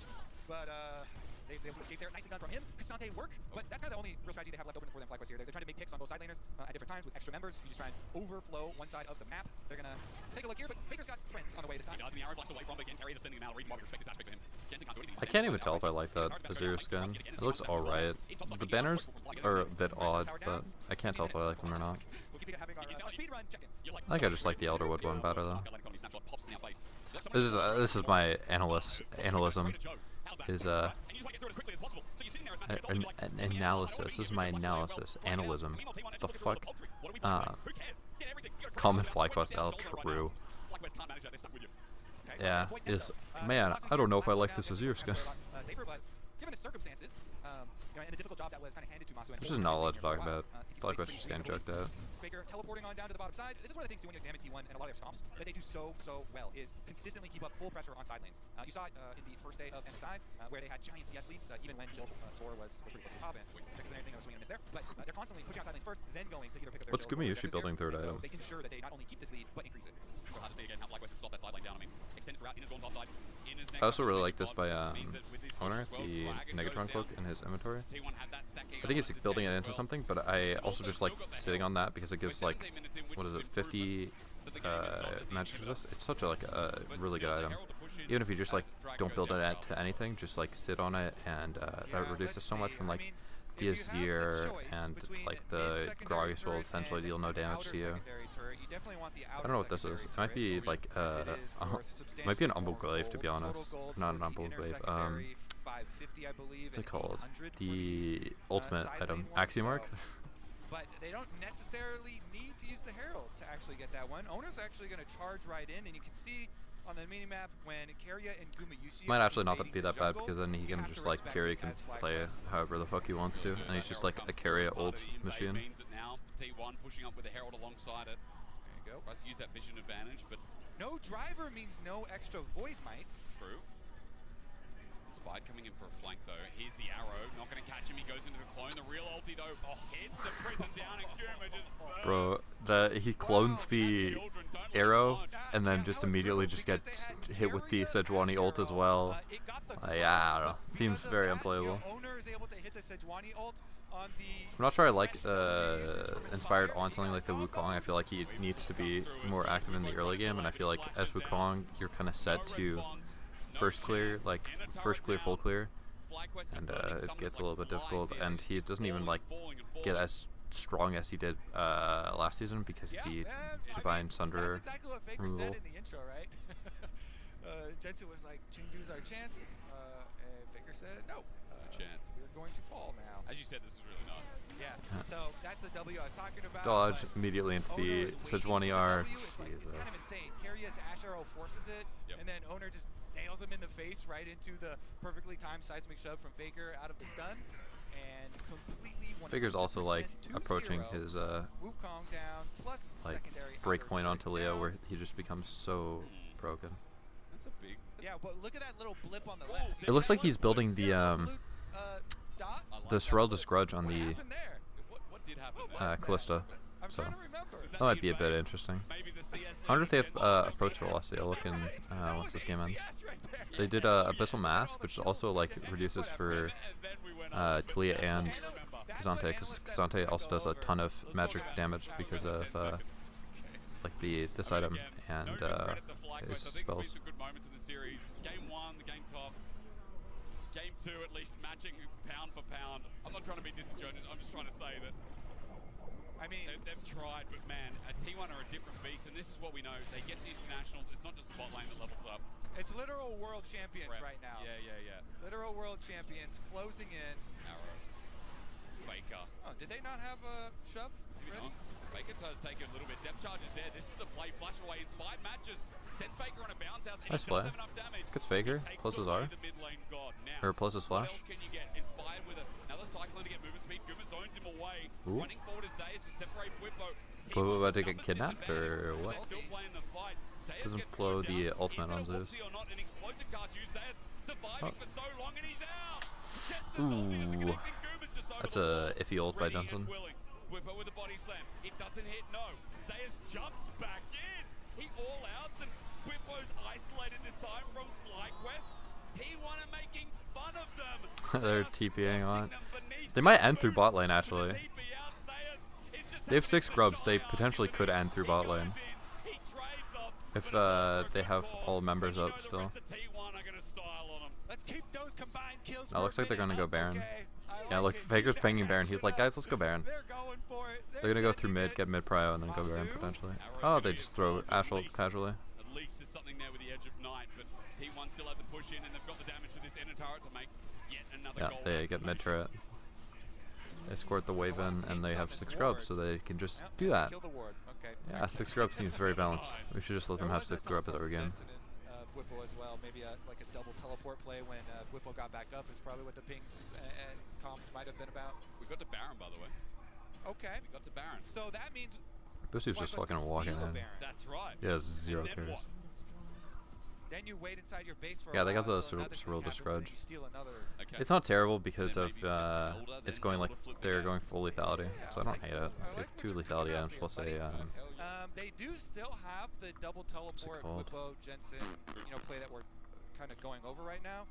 It's They rated do Dirk. need to get more deep wards I don't out know. of the map to I actually don't be able really to like use the that item play. though. Ideally, I don't you wanna hate it, get but I don't vision like it. on T1 players But first so that you know I'm also you are factoring in that maybe they have teleporting approach versus velocity. advantage, They you can definitely have it on actually Ash. tell I don't know, the person but on and then you community. need to have a ward around to be able to pull the play off. Carria is making that very difficult for them, going Yep. through and clearing out most of them. Umbral, an absolute nuisance as you pointed towards. Only 1 ward left in the pixel rush, I think. The Faker's going to walk over now, so at least not all vision's cleared away. But T1, the rest of the river, as the arrow flies through, Inspired. Arrow not goes gonna get hit. in, Clones goes just in wide. case. He's had good But reaction at this time the point, very like least Arrow's this such game. like a low But cooldown. Dragon is spawned. This is going to lead to Soul Point, and T1 going to take this.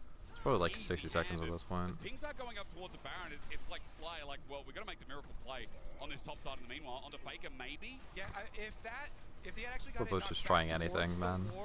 It's so sad to watch. Because Right. Faker doesn't have flash, so that was probably the call for that play there. Is if he actually got the knockback direction, then they would go for the teleport, but doesn't quite get it there. Faker just pushed out, slides away to safety, surfs away He to does. safety. Been surfing all game. He's been the target. They upgrade probably the, for FlyQuest, but even with the kills coming through, we've got to remember what T1 are called? trading on the The other side sword of the map. As I into said, the Soul chain Point, so sword. 4 minutes 30 till. I'm Infernal Soul, not quite Talia, convinced that's and great. I think they just Lethality. probably want the most Don't look at Guma's stats on inventory. Carria as possible because they want to end as soon as possible. Like they want to fight the Baron and then potentially Versus lethality, Virus, end. who is not at 3 himself. So they're The fact that just Marky trying to get is as many stats sitting on him as close, possible. I don't think is typically like that, but I don't mind just like finishing it for the raw stats right now. Now onto Busio. Putting more style in. Zayas comes in for the roam. Busio gets ranged up. Takes a blast cone. Busio has to flash and reset. Force So. now for sure. They've got really good turn. For sure. Now they just snap the Baron. They have Callisto. They have Smite. Miracles can happen. Okay. TPN from Jensen. You need to. North America need to. Inspired goes in at 8k early. It's a good setup on the carry, but a Fates call gets him out of dodge. The seismic shove, though, takes away the jungler. And in the blink of an eye, the miracle is done. And FlyQuest now coming in a little bit late. It's so weird to hear that, like, for North America, bro, these are all European players. It's literally European part 2 with, like, help from North America. There's more European players than North American players. It's not even for North America, it's for FlyQuest. Gary barely lives there. He is a barrier though. Oh, Jensen. Trying on Aguma, flash away, arrow doesn't connect. Carry with Good the flash fast from win. Aguma.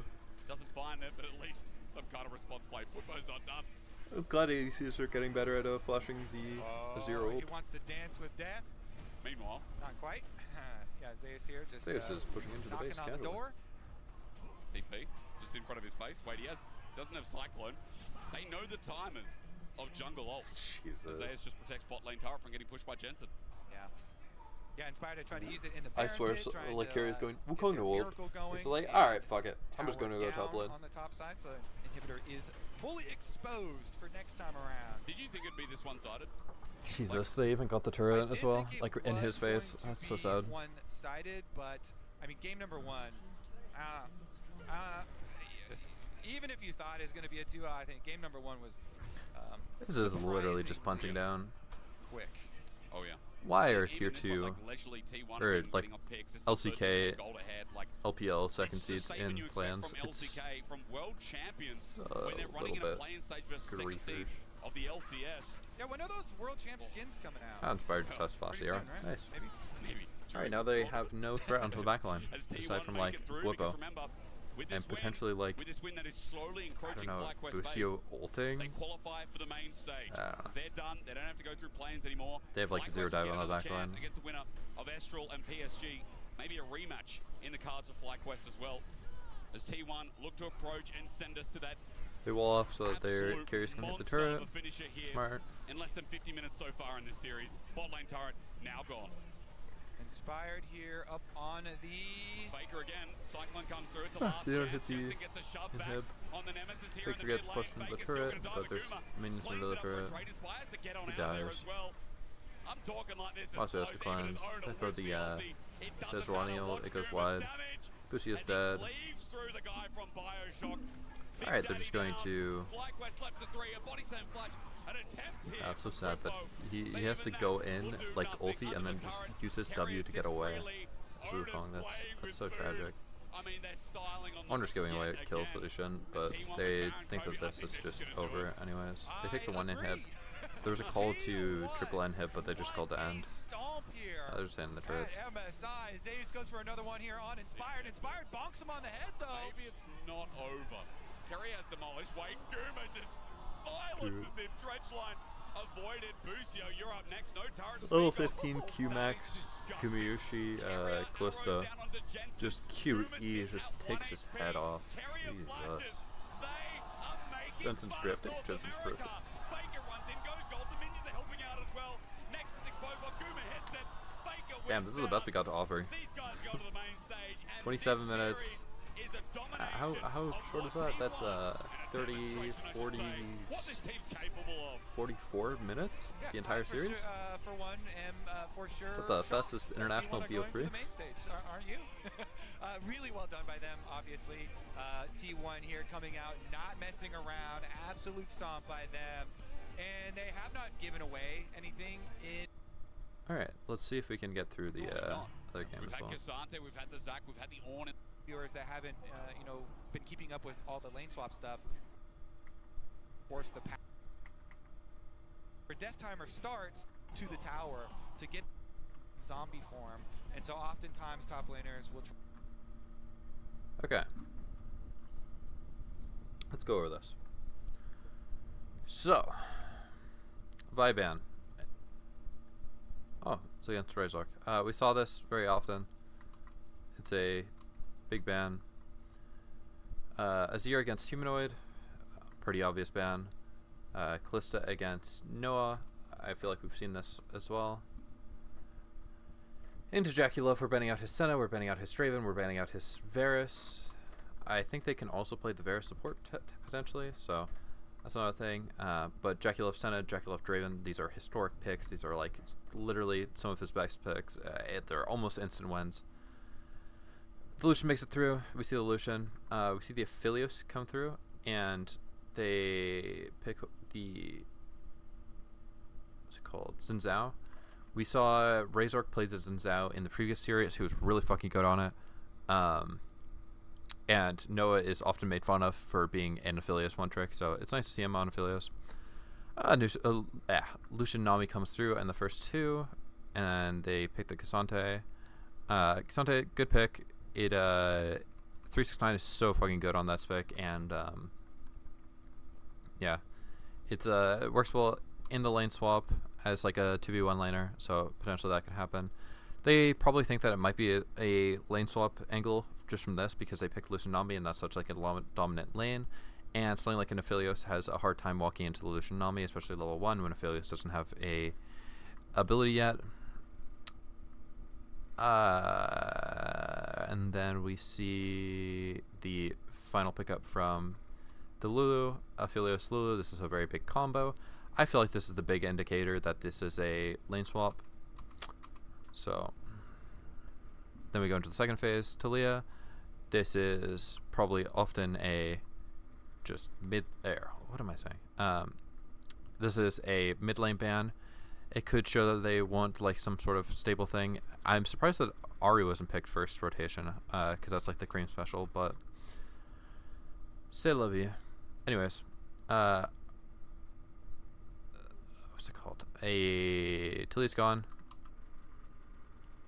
They also banned the Zac. Zac has been picked into the Cassante. It's also seems to be the answer to the weak side of lane swap stuff, so we'll see about that.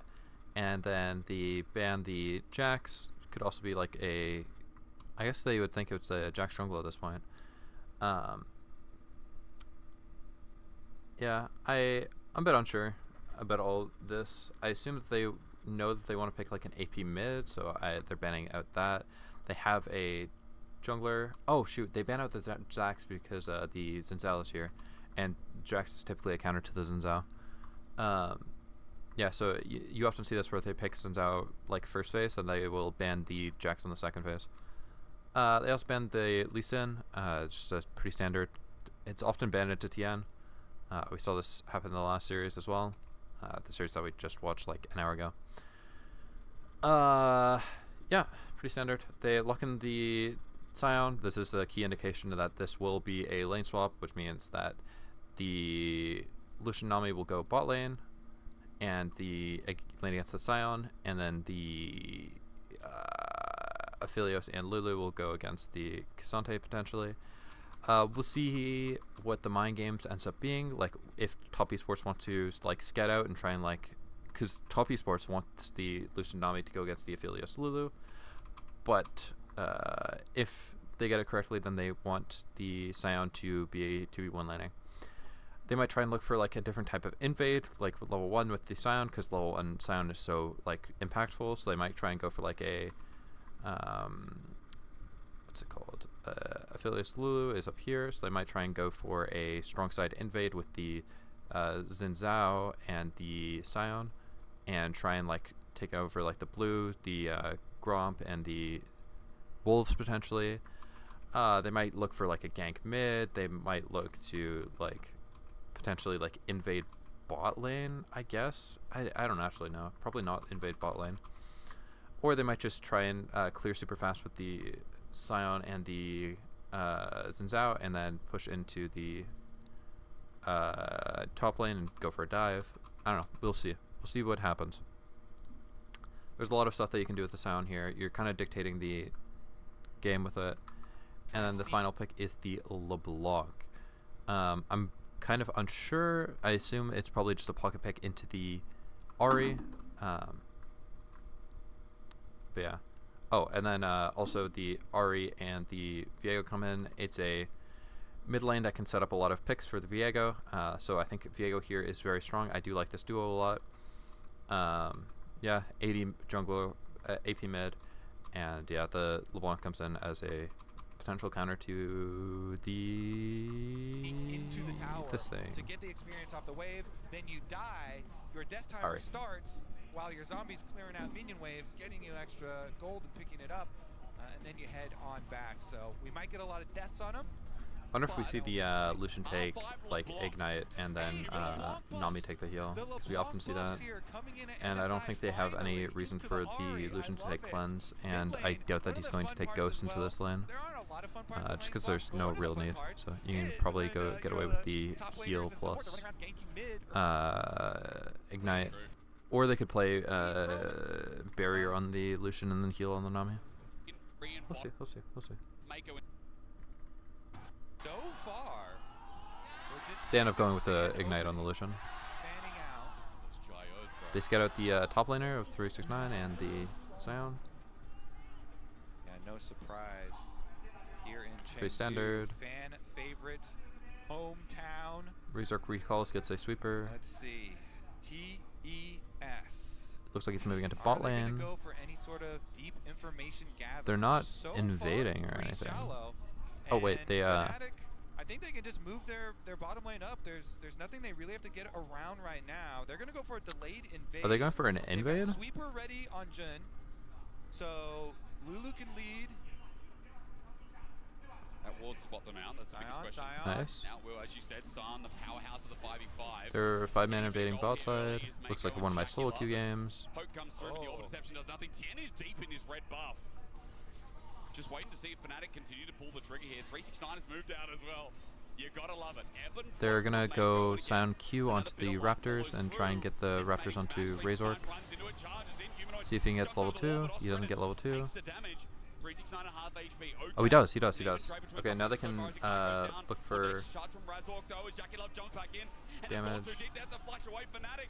Don't have the damage, it They seems. heal. They need to land as Humanoid finally comes in. Cream a bit overzealous, This is but good for Fnatic as long as they either have the Scion die and contest while contesting the red buff, or I think that's just good. They steal away the Raptors.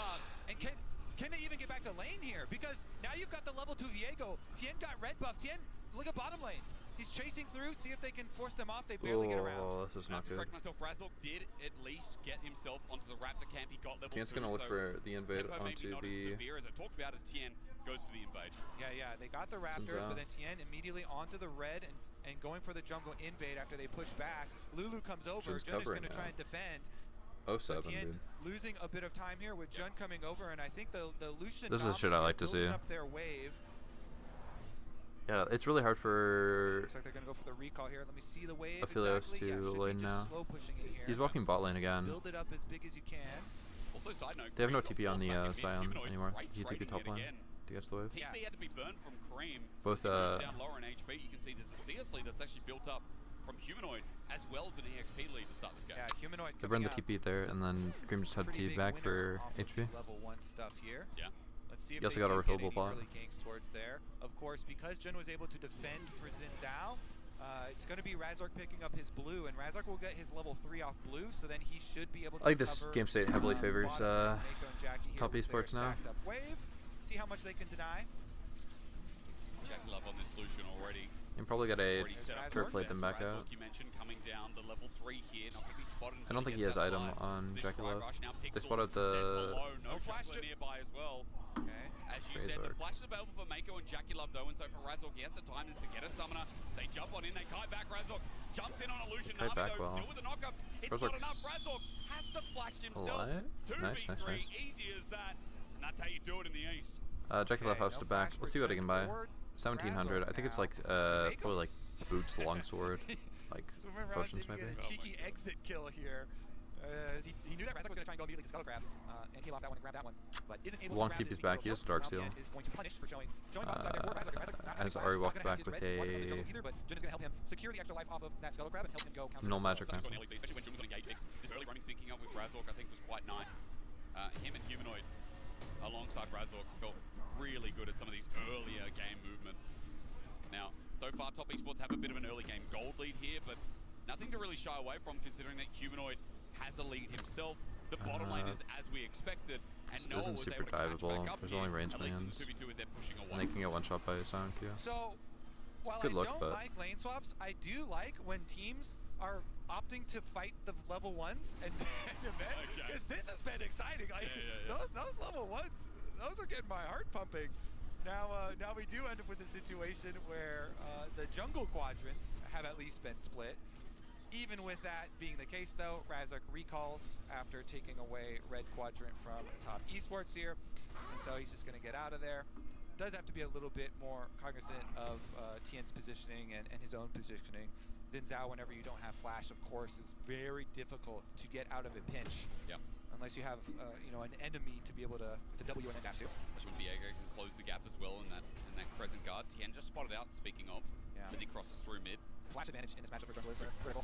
Jumping in, Cream low on mana. The chain does connect as well, and the health bar advantage now there for Fnatic as Tien just coming in case there's any further dive. Jun also making the roam towards mid. You can see Mako doing the same. Yeah, and there's no teleport for Kareem or Humanoid, of course. Looks because like, they are get back to lane, so Noah they wanna is try going the push static it shiv, quickly and punish as much as they can. As and they also get a Lucius going to transition static over shiv. Blood Grubs I in the don't 1v1. like it on either, to be honest.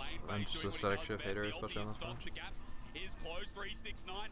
Today I like it was better on the rolling Lucian, Oscar but in it. I About don't to quite find understand out it the on flash back, the... the flash away, still with the range. 369 holds it, Razork. Oh. Eugene he misses. Oscar in it. Ooh. Razork is the Good hero going to of 369. Fnatic. Wait, Lazy recall? He's going to see Tien, right? I think he is. Meanwhile, on the 2v2 on the bottom side, left pause because Noah's in trouble himself. Jackie Love and Oscar Mako is doing do it pretty best well as into Noah 369. I expect him to get more flashes shit and heals to stopped. get on out. Jun the same with his ignite down.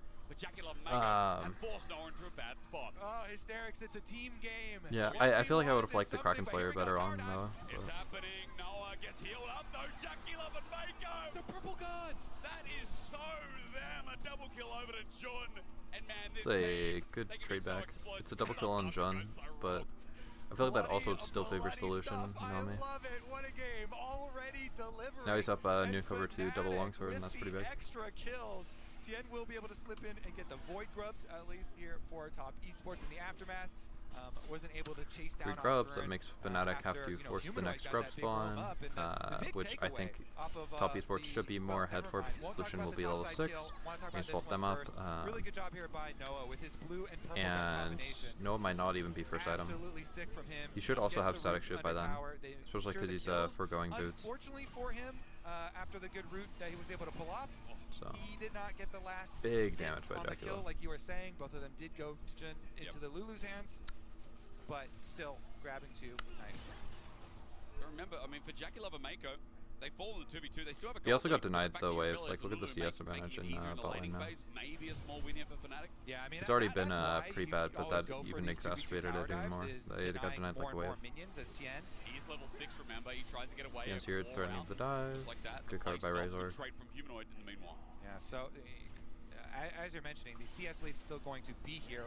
for Cream Mako has and TP Jackie backup Love, soon. and with He Tien should have it hovering back up around for with the his next level grub spawn. lead, you really So, got to respect it more and more. He blows with these ult minions soon, and then also have it constantly back up. dying to tower. Noah trying to scrape them Bro is together building here, an though. entire Is fucking doing a library with decent all job these scraping some of components. these minions, even under a lot of harassment from Mako and Jackie Love. But still, they do retain their advantage down there. He has the inventory and, shop of like a Tien's gonna level get 1 back to his own vendor side. in like the beginning town. Culling available. We have to see what happens in the next. Probably pursuit building of this Malignance wave, first, because I'd Mako hope. and Jackie Love, everything's up and available. Mako doesn't have the 6 himself.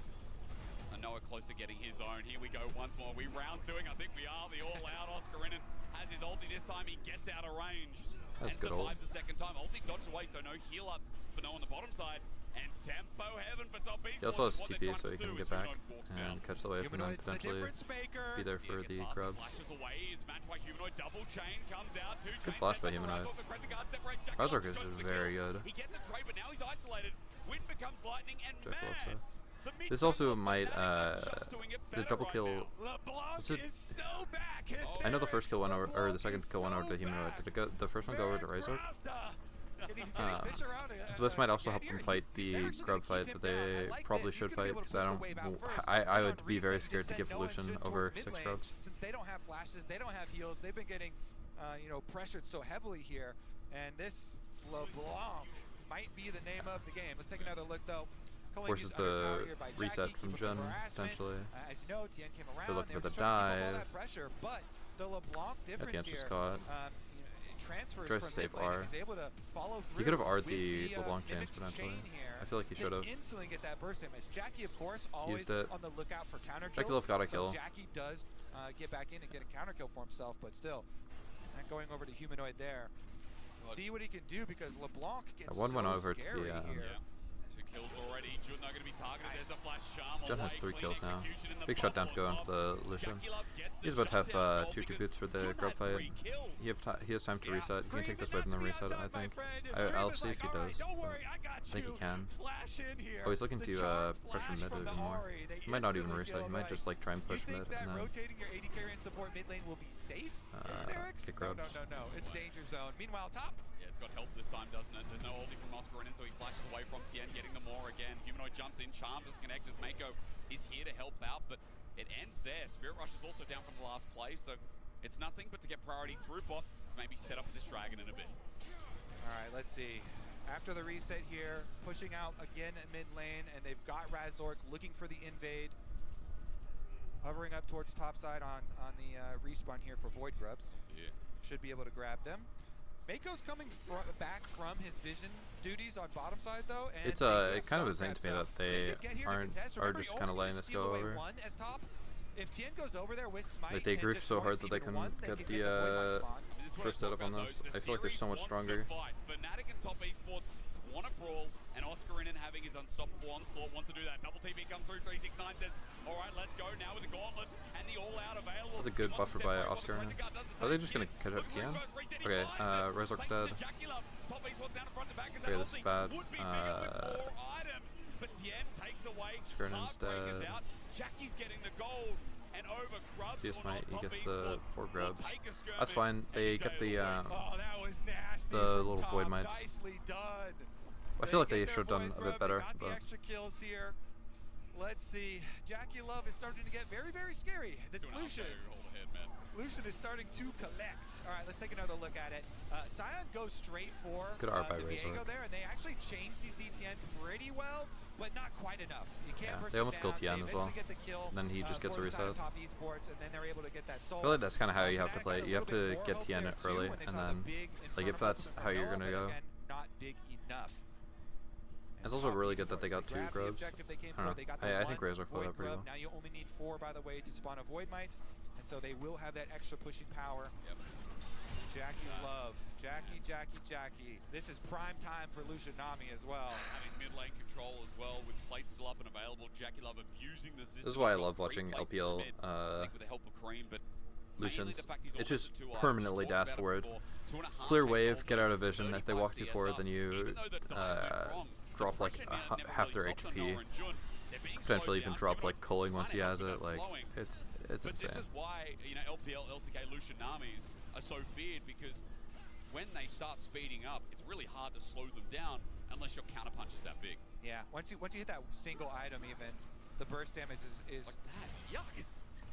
yeah, and that's without even hitting the bubble. It's gonna be Lucian Tien is picking up about the to have dragon while they're doing 2 this items as well, before Noah so even has they're one able to draw off a the lot next of, reset. resources It depends on over who to them, resets keep first, track of the but members of Fnatic. I think So Jackie Top Love can feeling force very good about the game Noah state to right now. reset 4 eventually. Void Grubs, they got If he that gets that extra position, he dragon. could just Nice like charm. Really good charm. I think Humanoid kills, maybe still has EWR shots out. on Spirit the Rush there, Razork in no. to save the day again. Spirit Rush is about to time out though as Humanoid jumps on in. It's a flash, it's an attempted outplay. That's fair. No flash, excuse me, just the ulti, but at the end of the day, Humanoid is still down fed. Good play by While the Razor. trade for top esports ends up being the mid turret. Yeah, Get gonna the, be kind of a mid turret, battle that's here. good. Can Jackie escape Malignance on, Ahri Humanoid when completed. they try and bring the LeBlanc to kill him? Because Jackie, such a point The of power LeBlanc here pick's for looking top pretty esports, nice into pushing the in. Ahri. They finish up that mid turret. Has 369 8 Dark Seal roster. stacks too. Once again, back at it, but that's gonna be the He did well in real lane and then focus like of this game. roamed pretty well. Humanoid is this LeBlanc going to be able to get that one pop onto Jackie? True.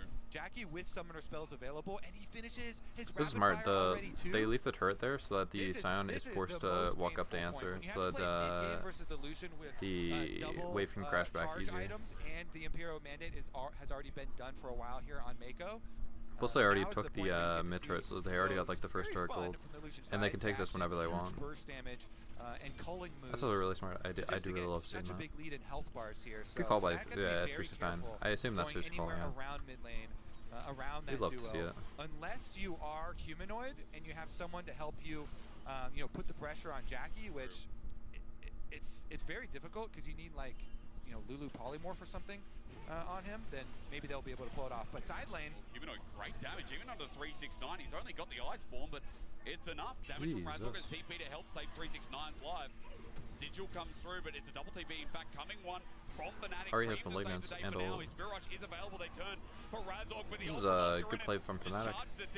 369 trying to buy time, but Good Humanoid play. is unstoppable at the Oscar's playing pretty well. Poppy's Like was into always 369, I think he's playing pretty well. trying to get them through this mid-game as best as possible. Humanoid is also like Fnatic, performing they're doing a super good hard job on the forcing LeBlanc. the side lanes. They're And trying to Razork's ignore again the also Jackie doing very well. problem right now. The weak They're point like, is like if we the bot lane right don't now. mid, then it won't Not be there, an it doesn't issue. matter under Cream landing everything. Merrick But Jackie Love Mako is probably one of the best bot lanes in the world. It's like Gumiya Shikaria, who have been like underperforming, but this tournament they've been doing pretty well. And it's also Elkin On. Elkin On, for my money, is probably the best. But like fighting for that top two is like Jackie Love, Mako, Gumiya Shikaria. Like Gumiya Shikaria is on form, they're probably best. It's actually quite good for you. But if they're not performing, I think they fall to like number 3. It's like a close race. Like all three of them are like really close. Small team gold spread, but I guess the that one Storm on Razor top side actually. is very low and will be there for the taking for top esports. Now, I didn't get to see the Mastercard lane economy snapshot, but I'm assuming it went something I'm like a bit this. perplexed Jackie Love that he versus went Humanoid, Storm Razor. Right? Because this game, as we move into the mid-game past the laning phase, that's what it feels like here with only a 1k gold lead for top esports. Storm Razor is probably just a bad item. I used to think it was pretty good, but then I looked at it and it's like the static shiv. It's the same amount. It gives the movement speed. I think it's alright if you're like trying to kite away from somebody. But like, who are you kiting away from? Maybe the Ari, but like, I don't know. I feel like you just want the max damage of like the Kraken Slayer. I don't like it. He's got the 10 stacks Dark Seal. See if he can get that key kill. Cream again does not have his flash. Alright, he's just gonna walk up and take it, isn't he? Wait, 1, 2, 3, Jesus. Spirit Rush away. Alright, okay, he can go. He's out. It's out. Oh, Mission no. accomplished. If But only yeah, just. like that, the local gold is so much of it here. That's that 600 he gold into the really Ari invests as a lot well. to go for it. The two forces Just are about don't to meet. It's die on the Humanoid outside versus of Jackie it. Love. There's the damage from Jackie. Humanoid's rotation is everything, remember. He's got Mimic up and available, but no flash if he has to get out of dodge. Jackie Love has both summons available, plus the Ignite with his ulti up too. As Dragon is 45 seconds away. I don't know. I think So Storm maybe Razor one is probably pick up just a on worse top version esports, of so Static looks Shiv. like the I think stacking they is starting to accomplished begin a now pretty here in the similar mid-game. goal. Oscar does not have his teleport, but he does have his probably Scion just worse. ultimate. Honestly though, if I'm you're willing looking to be at wrong AD on carry this, though. items, Maybe there's something that if I'm you're a not top thinking of. esports fan, you should definitely zoom in. If you're a Fnatic fan, maybe like cut off the bottom of the screen. Oh, the engage, there we go, but Humanoid gets bubbled! The culling, the wild growth gets him out if only just. Humanoid lucky to be alive. It'd be funny if before he engage could is get the hit by the end. Wait, Nami what ult is twice. Doing Heartbreaker. I told you they live or die by this jungler. As Humanoid is too low to get back in, he's got no TP, so he sits on the edge of the fight while Tommy's plays front to back. 369 runs into the Good discipline charge, from Fnatic. and They get the that's one kill and they get out. Jackie Love's still alive So it's really good. after Fnatic tried to get their pick. That It's was so very good clean from Razork Humanoid there. being able to get out as Uses his well. Out ultimate, goes for the He saves the goes search for steal the stacks. split. It's not over, Wait, they though. step back up though. Cream Gotta on be the side. gotta be careful here. The fuck just Alright. happened? Top as it calms down. Dragon available. Fnatic forcing their way into the river. They don't have the vision coverage, so they just strong arm it. They force their way in. They're gonna burn it down. Tien's not here. He doesn't have flash. There's no way Cream would steal it with like a Q or anything. So Fnatic are able to force their way in and grab Nice. the objective. But with no contest, the Dragon stacking stops. One thing good for Fnatic, but That mid Another lane good play, thing is that buys another it 5 turns into a minutes, 3K and goal they in have the the end. more Not scaling overall, comp. but They now want that's more the items lead. on the As we look affiliates. here They want again, like those 3 two items, behemoths 3-4 challenge items. each other. Yeah, this is what we came for. This is what we want to see. Probably want like a Lord Jackie Dominance, versus a Humanoid straight up, and Mako I guess is the Infinity star. Edge.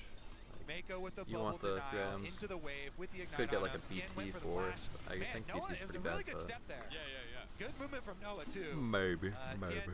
you know, like you're saying, like We'll see what he if he hits that stun, He looks like a god. He didn't hit it, so he doesn't look very good. yeah, good movement from Noah. Yep.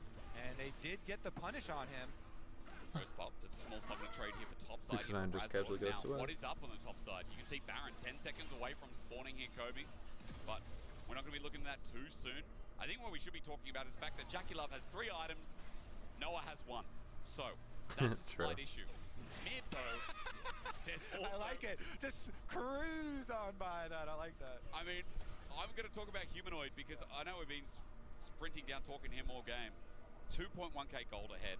Small CS lead, plus he's got a Horizon focus.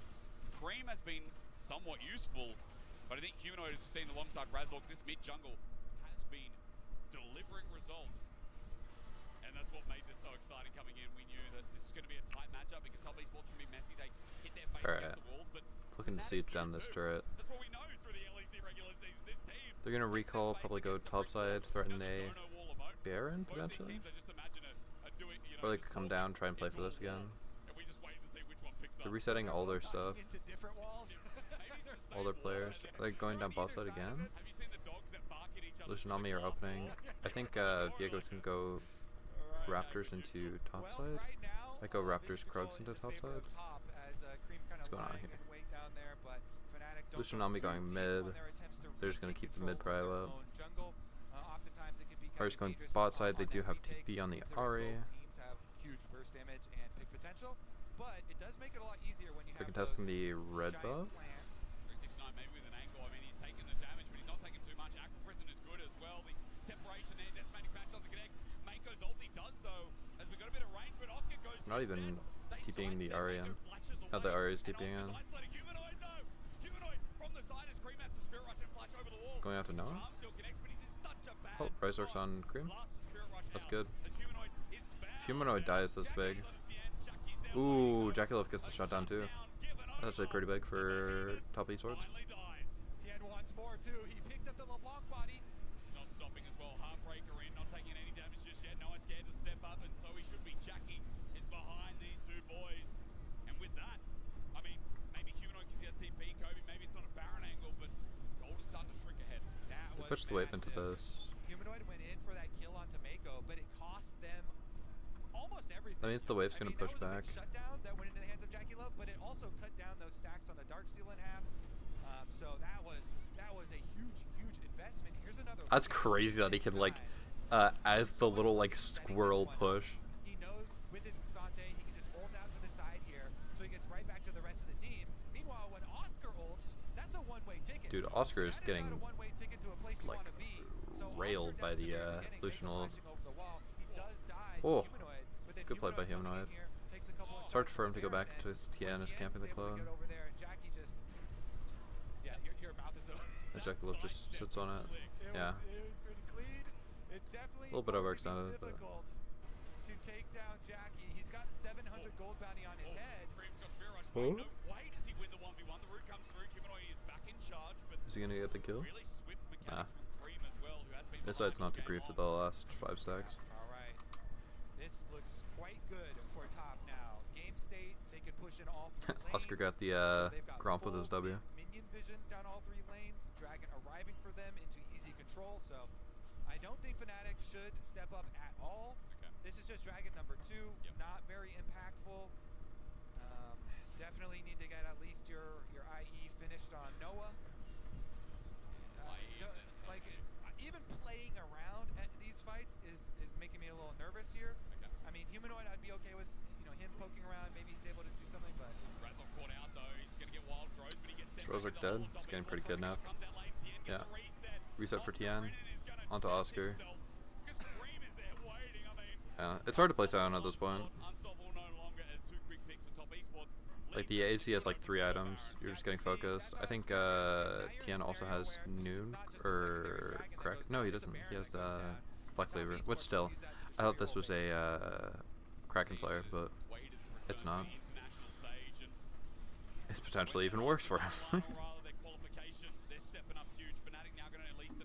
Instead of 1 person having true damage on it, it's potentially 2. You know, maybe we can have our numbers advantage right now because I believe they had They the got the knowledge Baron. of Cream walking back from base, and so maybe that's the idea. You know, they're trying to hopefully get something lucky there because they know the game is going in the wrong direction at the moment and they wanted to turn it. But too bad, just got accelerated even further in the favor of top. Here it is. As you can see, yeah, the Ahri is coming from base, so Ahri's not there, but it doesn't matter. 369 again. Such a good The job. Coling just does Pulls so over much the damage at this zigzag point. to take him down, and once Oscar's trying to be in there Oscar again goes with in, him, but like even from without the Mounting, Coling, he gets shredded by the Lucian. here, It's and then it's gonna be the instant it's so difficult to play. This is why for top esports, the return of 369 with Jackie Love, the return of top 369 away from JDG was such a big pickup. JDG fell. The fuck? The third Baron power play! great top and sheer on the wayside. I just got fucking jump scared. 369 So. carries team fights, carries laning phase. This guy is the best top laner, I'm telling you right now, we're sending from LPL. Because even though Bin's great, Bin's playing weak side. 369 is playing his side in the LPL, and here at MSI already is playing towards bot with the Baron, as you said. It's going from bad to worse for Fnatic as they struggle to deal with the push come through. Demolishes their Humanoid, gets sliced by Jackie Love's piercing light. Yeah, Fnatic just, like, unless you polymorph, like, you don't have any point and click for Jack. It's, like, so hard. This Lucian is just going to be untouchable. His flash now comes off cooldown, too. And Jackie, with Mako protecting him. Bro, look how Lucian is. I mean, he's always confident. He's pushing but such an he's advantage. rich, He has and dash, Mako but here with him, still. and He finally has a support. he's not This afraid. is what people forget. Jackie Love finally has a support, man. Yuyan Jar Chua, the years of sitting down in the bottom side and just waiting for magic to happen of his own accord. Mark runs into that list as well. Top esports, they run through with the culling. The damage is Like insane. culling Until Lawson comes through as them Jackie off Love the gets targeted. wave. Flash is actually a mega play here. Fnatic might have a chance, but Jackie Lucian Love fighting flash. back. Needs to die. You can just You type need this to kill shit. Jackie Love. Yeah, it's so hard to kill Lucian. He's too far away. Tien cleans up, gets the Just reset. so far ahead. 369. Bro, 369. What the fuck? He's just casually taking the turret, just running behind them. That's. What do you even do at that point? Tien is not role swapping to mid lane anytime soon. Cream is very confident in his position right now. Beautiful stuff here from Top Esports. They're gonna finish up Oh, these LeBlanc inhibs play was for fucking sure. awful. Baron buff allows an Are they gonna take the easy triple inhibs? finish. Looks like. They're 7 seconds on Yeah, rotating Razor Jackie and Love up. 7 on Jun. Yeah.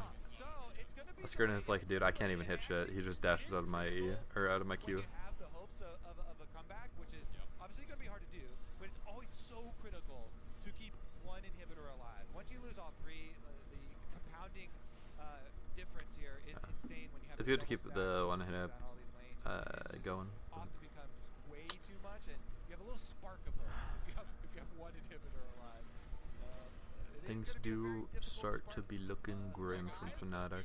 They're gonna constantly have like 3 lanes pushed out. The only lane that they could potentially start pushing out would be the top lane, but does he solo kill him? That's fucking nice. Good job, Humanoid. The only lane that they could potentially push out is the top lane, but was completed. the top lane has the tier 2 turret still, so it's not even like they kill the entire team once. It doesn't even matter. They'd have to like kill them, get Baron, kill them again, and also have a wave bot lane, so they can't do it while the inhib is up. It's just so hard to win for Fnatic at this point. LeBlanc wasn't killing Cream up on top side, and maybe, but Maybe it's over now though. Tidal wave comes through, culling as well. Cream's not even there yet. He's Dude, spear Culling rush. just Cream's not getting like back did line half now. Oscar in Can't his find health. him in. As Jackie does the save, and he's still alive. Dude, how is Jackie Love even alive, man? This guy is insane. Schwarzenegger walks onto the rim. And he immediately goes to the top inhibs because that's where the wave is. And the super minions are coming down mid as well. They're just chasing LeBlanc so she can't get in. Takes the clone to just like get there faster. Doesn't even matter, Lucian's just gonna end the game. It's just nice. I like watching this team a lot. I'm so scared to like root for them though, because Tian, all the years of Tian has just like it's worn on my soul, where it's so hard for me to cheer for Tian. But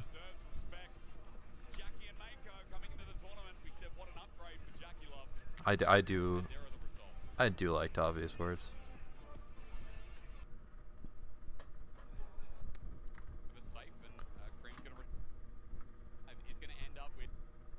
Okay, so let's talk about this. Into Jekulov, they have the Draven, the Senna, pretty standard. Also the Ashe ban. I'm pretty sure Mako has played the Ashe support. Also a takeaway for Jekulov.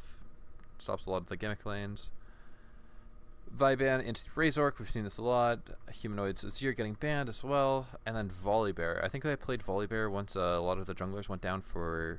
I think Fnatic played it in the last series.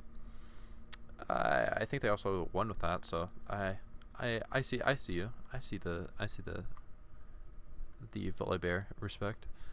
Kalista first pick. We've talked a lot about Kalista. Can go on hit, can go lethality. Can be paired with a lot of things. Could go with the Nico. Could be like the Varus potentially if they don't pick it, but they're obviously picking it. Yeah, just a lot of stuff that you can do. Could go Renata. Like it's a big pick. I think I said, but can go Nico and stuff. Can even go with like the Rumble support. Like pretty standard. Next pick, it's a Varus. We like the Varus. We think it's pretty alright. For Jekulov, we don't love the Varus. I just like seeing Jekulov on other things. I think it's just like so fun to watch Jekulov that it's sad when he picks something as standard as the Varus. Then they pick the Xin Zhao. Also a takeaway pick from the Razork. Also shows how you want like an AP mid. Anyways, they lock in the Viego because they feel like they are going to be. They locked in the Xin Zhao so that they can pinch the jungle pool potentially, but they lock in the Viego. Then they just pair up the Callisto with the Renata glass. That's pretty standard. Next ban phase, they ban out the Talia. This is a big Viego and Talia. Talia can create picks with W. It's just a very nice denial pick. Or denial ban. Banning out 369's Renekton. We've seen how good he is at that. The Galio is a bit interesting. I've heard rumors that some top laners are playing Galio. So this would be the Galio up top. But usually we would see it mid, so I'm quite unsure. This seems like some heavy scrim bucks. Anyways, getting back to the draft, K'Sante picked again lane swap. They picked the Rumble. I forgot to mention this. They picked the Rumble final. It's just like a good blind, and potentially if they want to go for like something like a lane swap, the K'Sante covers it, and the Rumble support goes with the Varus. So it's very makes sense. Like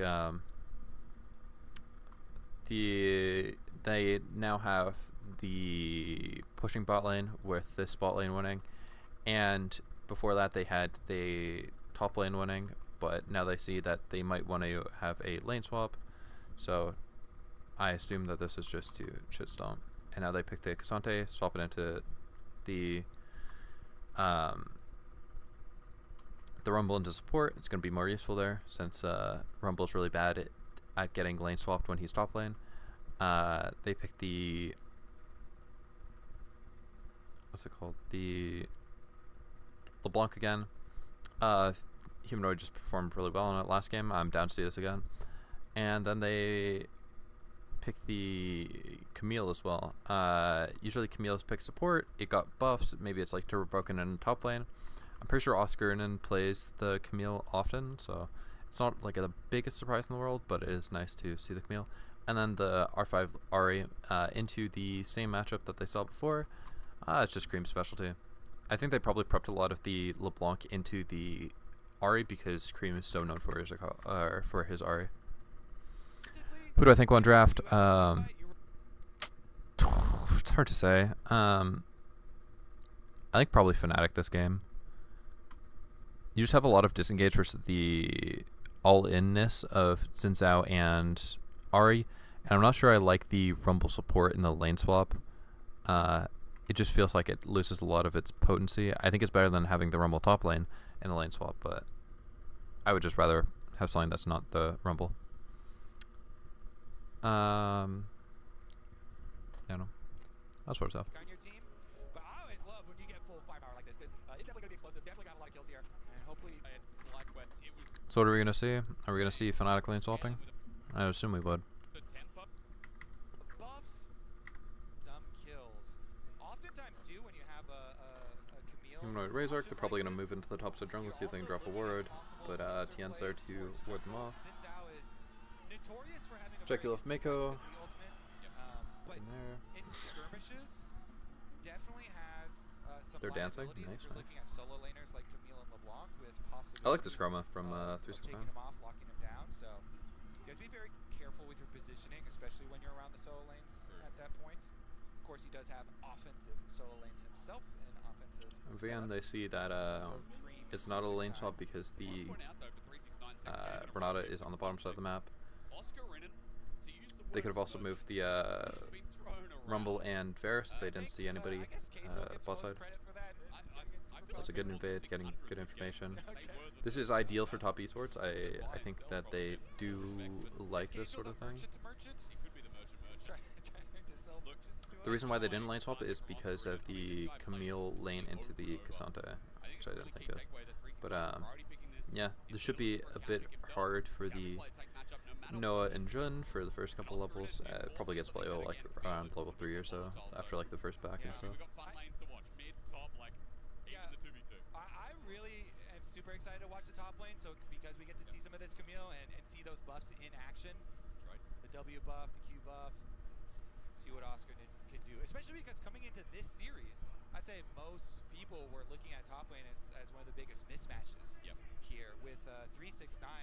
A lot of people on that 369 train of best top laner in the world even. Oscarinen did pretty well in game 1. This is like his real test though. Like he needs to get an advantage. He doesn't he needs to not just go even like he did last game. Like he did a few good plays, but it's really like getting the advantage on this. Like Fnatic's been playing pretty well today. Oscar struggled. Winter playoffs beyond. This guy really struggled in Fnatic, I think, being one of the weakest points, especially when the bottom lane's leveling up so much in the mid jungle. Did what they did in game number 1, you can see. We'll have to see again, giving volatility to the match up top while Tien now going for an invade himself. He's cleared his camps. Razork is just doing a standard path down. Tien goes for an invade.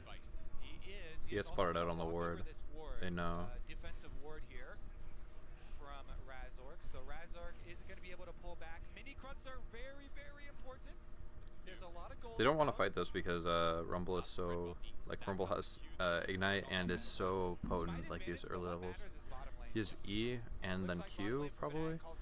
Like the double E and the overheat reduces like the MR by like 40% or some shit, and like the Q. He basically has a third ability with the overheat, like the overdrive, like damage and shit, where he gets like a billion attack speed and does a bunch of damage on hit.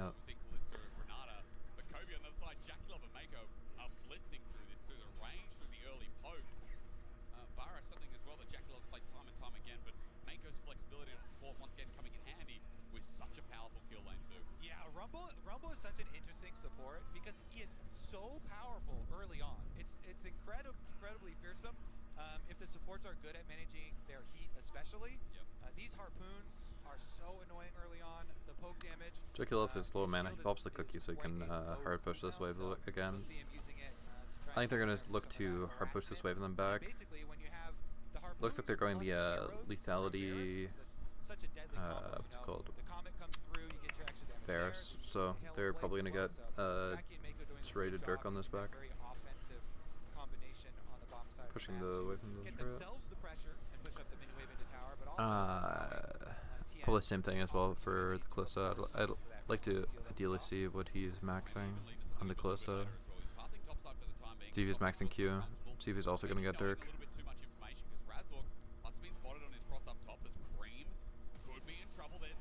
Good flash by Humanoid.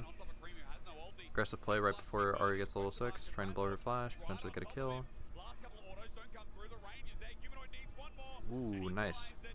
First blood to Humanoid here again is a powerhouse move for Fnatic. Nicely done. Good kill Those from plays Fnatic. are exactly what we were talking about in game number 1 with it.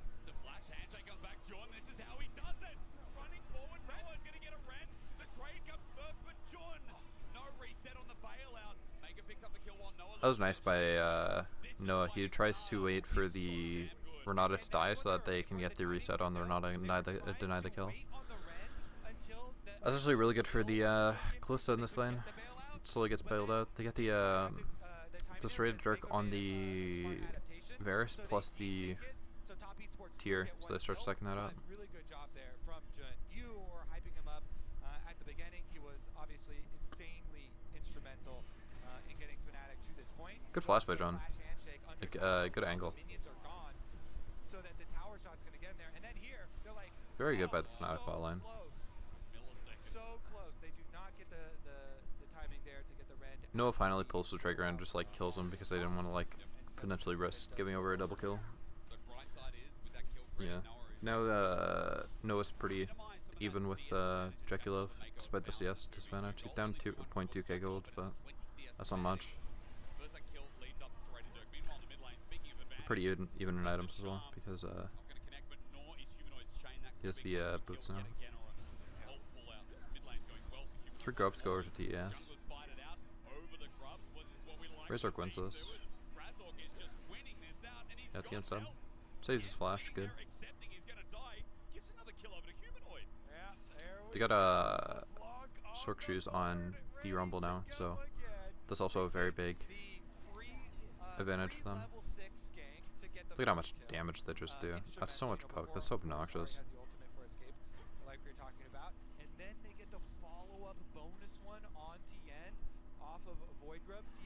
Humanoid's performing so well today.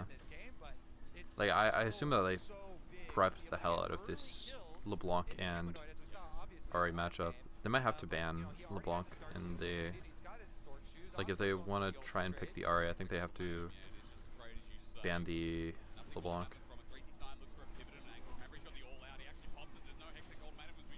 Which is such like a nice. Oh, is he about to die? Did the Q2? Oh, barely. Good job by Oscar. He has the CS lead, he has the Cole. Things are looking well. Oh, and Razor comes gets the kill.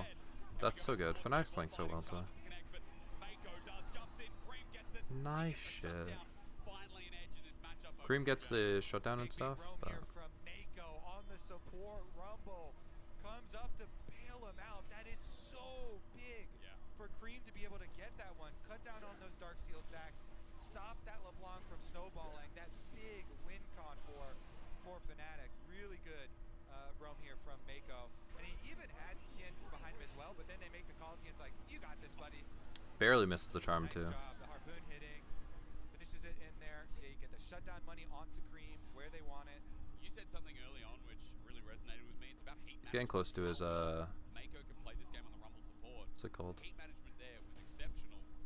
Overheating up to the full rotation was out. He's got Sork shoes now as well, by the way, so this Rumble ain't playing around. However, Is it Malignant? with the lopsided play, The red item. get something in this matchup, which we know is going to get I don't know, I'm blank on it, so bad play right now. at least something here for what was the weakest player in the regular season and even in playoffs for Fnatic. And he almost got the solo kill there. Yeah. Get a tiny bit more damage on the Q. We'll trade. Okay, never mind. Never praised Humanoid. Well, at least he's now fighting back. He's just like trying to prove me wrong or something. to MSI. So Fnatic have the small leads in their top half of the map. Look at Jun. Jun is making Oh. a roam here too. He's first. Mako's Tien's gonna have to following. flash. Got us a flash away again. Flash and ult. Is this jungle from TES? Does this matter? Mako sync up once again. White It makes fighting grubs pretty hard. They might be able to get 6 grubs on top esports, but they might have to let Tien die for it. I don't know if I don't think Tien's ult will be back up as well. Like, oh, he's going for more. Oh my God, Razor gets the kill. That's so good, actually. This makes it so hard for top esports to fight the next grubs in a minute. But man, Fnatic are matching pound for pound. Meanwhile, bottom side Good job for Top Esports. Or for Fnatic, sorry. Trying to do his work. He's trying to focus on his lane. He's like, all right, not paying attention to They are going the everything lethality else. close as well. I'm going to keep getting my plates. I'm going to keep getting my money. That CS advantage is massive, of course, down there. Look for a dive onto 369. He has no ult, he has no ghost. This is doable. There's a cannon wave. They're diving Noah instead. Can Noah get the cash out? He doesn't. Mako makes it out. Jagulov's gonna die, but he might be able to get humanoid for it. That's nice. Goes on to the Varus as well. Shun's died as well. Oh my god, Mako griefed that. How did he die? Jun's not gonna die as well. Scream gonna die to humanoid? Tien's dead. LeBlanc's just waiting for chains. Yeah, Tien's dead. Good job. And on the top side, Rezork is able to get the grubs and deny them away. This is actually really good for Fnatic. They're looking in a very good position. Camille has one item. Oh my god. Good job by Humanoid. They're fucking monsters today. Thank you, Freak, for the LeBlanc buffs on the patch. He wants the West to succeed. Back in action here. Let's take a look. This is the kind of the beginning of the reel. Mako and Jaculov doing everything This is the type of shit similar to, what was it, 2021 Worlds, when Fnatic in the, no, it would have been 2020 because it was last year that Hilly and Reckless were together. Lower bracket, or not lower bracket, quarterfinals of Worlds. Fnatic took Top Esports to the 5 games. Crazy. Good job by Jun. Horrible play by Mako, but good job by Jun. I have to look at it again slowly to see what was the tick. I think he walked when like the Scorch proc was on, so he'd start taking that turret or something. Pretty good. Oscar going to get zoned out topside as again we just revisit the same amount of speed. But let's take stock. It's a dragon for Top Esports in the early game. They're behind 2,000 gold, but 30 seconds until we see what happens through that bottom side. And for Fnatic, it seems like right now they have a lot of setup here with pings getting spammed down and Razork now moving into position. And they want this pace. The Fnatic comp, with all of this damage, they want to start cracking these side lanes so they can get some more room to play with too, so they can make the most of their picks. This team is just all about these picks, you know, the Camille, the LeBlanc, the Viego here. So let's see, Dragon coming up. Yeah, if they get any picks in the team fights, I really do like this from Fnatic with their draft, where if they get any picks with the Viego cleans up the fight, and it's really easy for them to create the picks with the like what's it called, the flash handshake from the Renata, like the Callista ult. Is Oscar Hernandez about to solo kill again?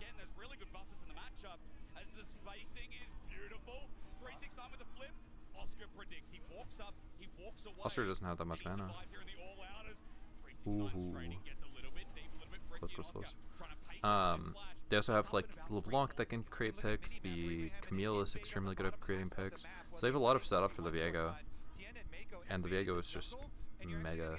Safe recalls from both Fnatic members. So Fnatic respecting the jungle invade from Top Esports. They back off from the Top Esports positioning for the tier 1 turret bot lane. They're gonna get it. It's gonna be the first turret. Up to top side in the long lane, while they rotate over that bottom lane. We just talked about recalling from that bottom lane. They just say, hey, we're gonna give up the tower. We'll concede. You've got the jungle rotation. And Top lane turret might dive though from Fnatic. That outer. And or from Top Esports, from Fnatic onto Top Esports.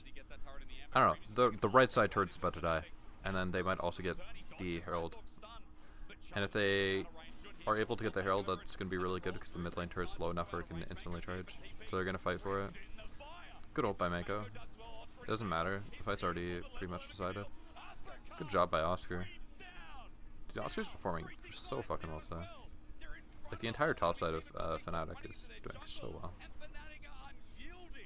Yeah, everybody's got eyeballs on Humanoid because of last game, but Oscar, this young top laner, they put the faith in him with the Camille pick, with the buffs on the patch, and he's actually got the biggest lane advantage with his Trinity Force damage finished. He teleports in, he makes sure. Yep, they get the top turret now, and they finish off and they're gonna get the Rift Herald. Looks like Razork is staying for the Rift Herald, or not the Rift Herald, the Rift Scuttler recalling, and then he's probably gonna go topside, establish mid prio with the team, and then look for the Herald, or they might save the Herald for the next. What they probably should do is they look for mid prio, and then around the next objective, which would be the Dragon, they just drop the Herald mid, take the turret, etc. Just layer the threats. Could also time that with something happening bot side, like a split push from Oscar or Humanoid. Probably Humanoid because he'll have the TP up for the next push. And it looks like Oscar's probably not going to. Yeah, so they're playing a lot for the bot side. Humanoid is playing split from the rest of the team because he has the TP. So they're gonna play. They're currently playing on 3 lanes, but it's more like 2 lanes because they have the Camille and the Viego, and then the Callista Renata in the bot lane. Like Viego's just kind of shadowing in this sort of jungle, and then they took the turret, which was nice.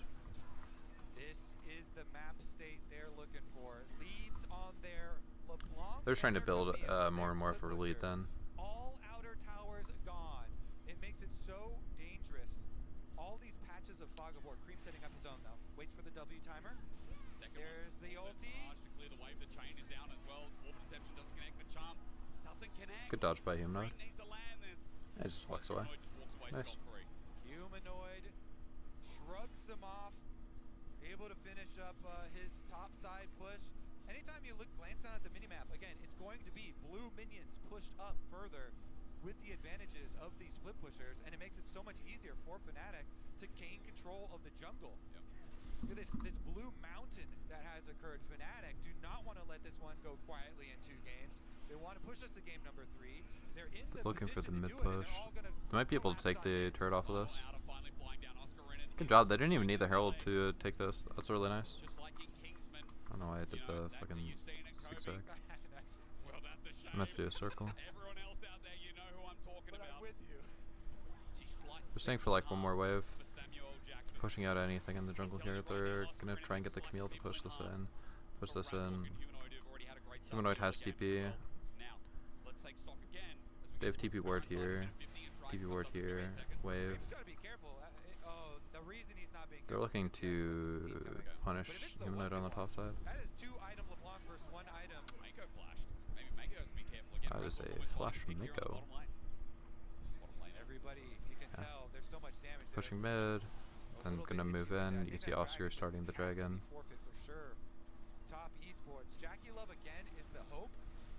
Noah and Jun are recalling. I guess they just saw that they were topside and just didn't think they were fighting the objective. Makes sense. Without an enchanter as well, you know, Mako's on the damage thread in the rumble. So literally Jackie against Fnatic, and Fnatic right now, Humanoid. Yeah, they're looking to punish the Humanoid. He got out. That was nice by Jun for being there. Oh! Nice try from DN. To get that W on him, didn't have enough damage. Touching blood in the water. Jun. Cream is out. He was looking at his screen. That's good for Cream. Yep. Cream dying. At least the Mako was a execute. But it's still going to be such an advantage for Fnatic as they could push again all sides of the map. Oscar finishes up top side. Alright, let's take another look at how it started out though. X flash over from Mako, try and grab him under turret. They do get it during the knockup with the ulti, and with the Ignite on him, but Jun is there and they get the shield. Mako, thankfully for top, was not hit by the LeBlanc, so ended up being an execute, but they also got the extra Nice. blast Good out job. here. Good job, team. Action packed. It is so great for Fnatic. I mean, more of what we saw in the first game. Kobe, you were admiring their draft coming into the second game, like throwing a spanner into the works, throwing pace in. We know these kind of comps are rare and hardly ever seen. 1-3-1 setup that looks so successful with an almost 3-item LeBlanc here for Humanoid. Yeah. 2 items now for Oscar in, and think about his trading in lane with Ravenous. 369 is going to start struggling more and more, and for Oscar in, he's done so well at mitigating any pressure that's come his way in this game as well. Yeah, and especially if like Jackie is kind of the hero of top esports, Fnatic are built with so many threats for a low mobility carry like that. But All in comes through, hostile takeover. Razork might be caught out. The bailout is there, but they need to find TM. Razork can't get the reset. That kind of sucks. Fnatic, what are you doing? It's a bad fight for Fnatic. Oscar's gonna die. 2 for nothing. They might be able to force a Baron off of this. It may still end in failure. They have to clear mid first, though. gets the shutdown. Top esports answering. Nah, they don't that have bit of good waves for aggression, that. defending their They own can't. jungle. Honestly, the They just take it and mechanic of leave. again and how Razork actually gets kind of locked down there. Let's see, because I mean, I guess then you're kind of accelerating towards the Muramana for Jackie. They popped his shield off. Then he went for the stun. Aggressive look. I feel like the ultimate was a bit too much, but... Did he flash before? Then he went for the stun. Yeah, he flashed before Razork ulted. The flash from Jackie. Ah. Razork ulted in, but Jackie had already. I see what he ulted because he didn't think that he was flashing it, so he didn't like react in time. But the ult ended up being a little bit too deep. Top, as soon as you give them that opportunity, they turn around and they do punish you. So as much of a lead as Fnatic were building, as much momentum as they were building, you have to be fairly careful here. And this is why, again, to quite what Emily's been talking about, the big game macro, if you look at only finals alone from top esports, we think we're a very intelligent team. You start seeing places like this game. They lose the top turret, but no one's able to collect the local gold. That's why they let it die. And also, Fnatic has gotten a lot of leads that have gotten away from them. So they definitely get brimming with confidence at points. So we'll see about some stabilization here. Maybe you just brought it up. Well, you already said the line. Yeah, but it was already said up. Surely if I jinx it, then that is going to unjinx it, right? All right, well, let's see, because Jackie close to transforming for Muramana to have his true 3-item power spike. On the top side, TN369 fishing around, but Oscar easily able to evade. Not going to step up too far. And basically, top are still looking for you defend your jungle, and you try and wait for another one of these opportunities. Next fight is the Dragon. Fnatic is moving on. Jun gets his reset, so he has the wards and stuff for it. Because Fnatic still retains such a good split pushing advantage here, and they can get the move first again. Whenever you push up a island like this, like these like Diego also resets. Camille has TP. They're moving in. Kazante starts moving down. They're trying to play for this last minion wave. They get the push in from Fnatic. They're on the Dragon. Nice. It's a bit hard. Ooh, good look from Jun. They just lined up with their Renata ult. Cream goes on to Humanoid, misses the charm.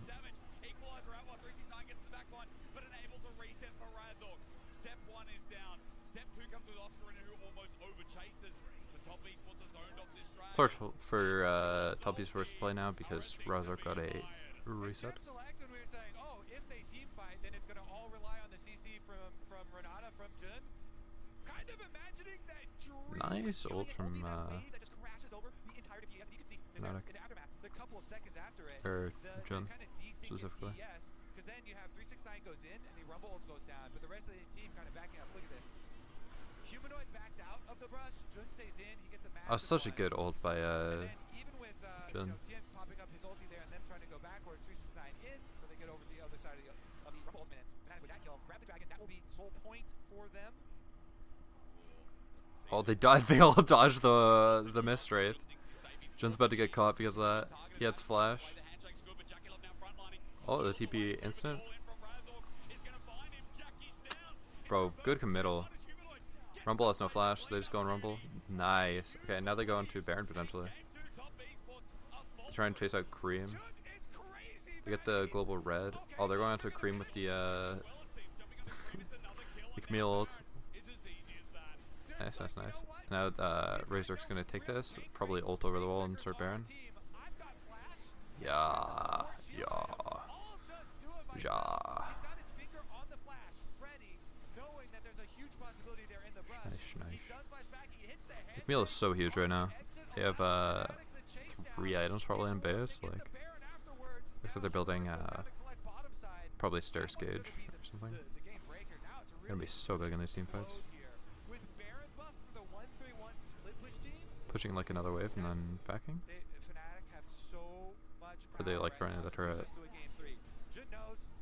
He's kind of expecting it. He hits it. Oh my, it's just so good. Popping this shield, Good instant like commit. Like Jun flashes out and then they immediately go, we're gonna fight this, and then start going.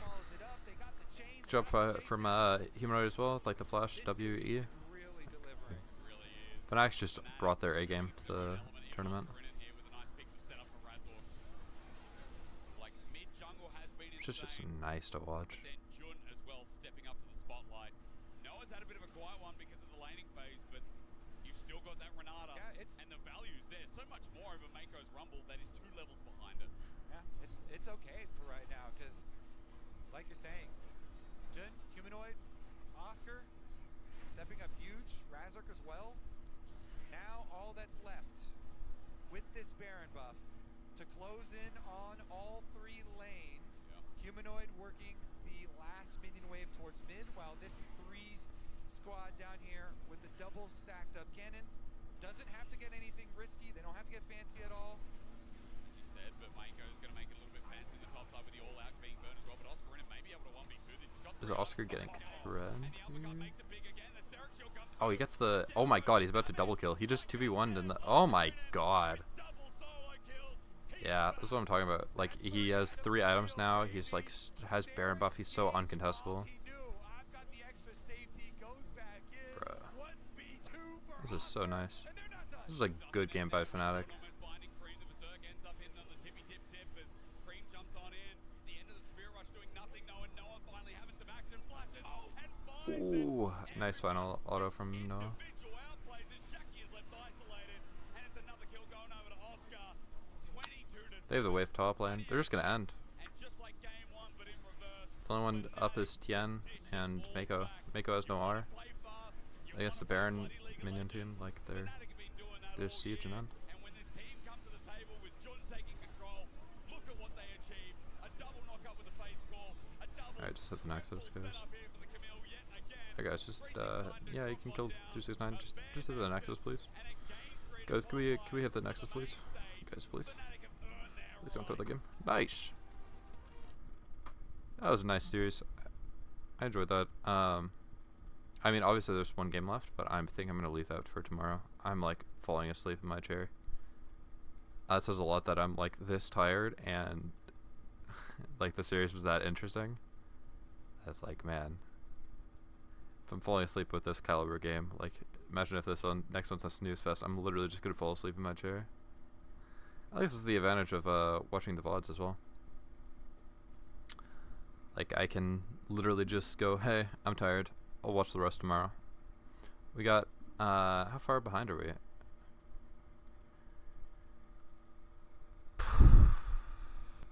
Videos. We got today's going on, or we're going to live. Whoops.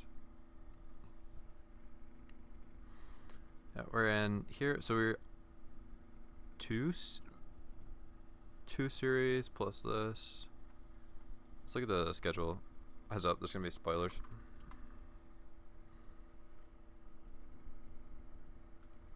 Cause I think they take a day.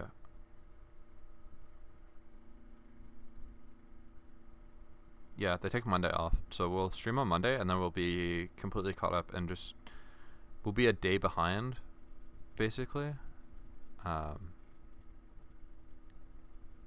Match recap. What the fuck is that? Highlights. Oh, it's so cringe. I'm a purist. I want to watch the full games. Yeah, so we're a day, we're like 1 game a day, like 1 game a day and a bit behind. What will happen is after Monday we'll be just a day behind, so we'll be on like this VOD for today and then like moving into MSI the next day, and then we can just watch MSI live potentially, if we would like to. Anyways, GG's. We will catch the next game tomorrow. Thank you for everybody that stopped by. Thank you for anybody that joined me for the React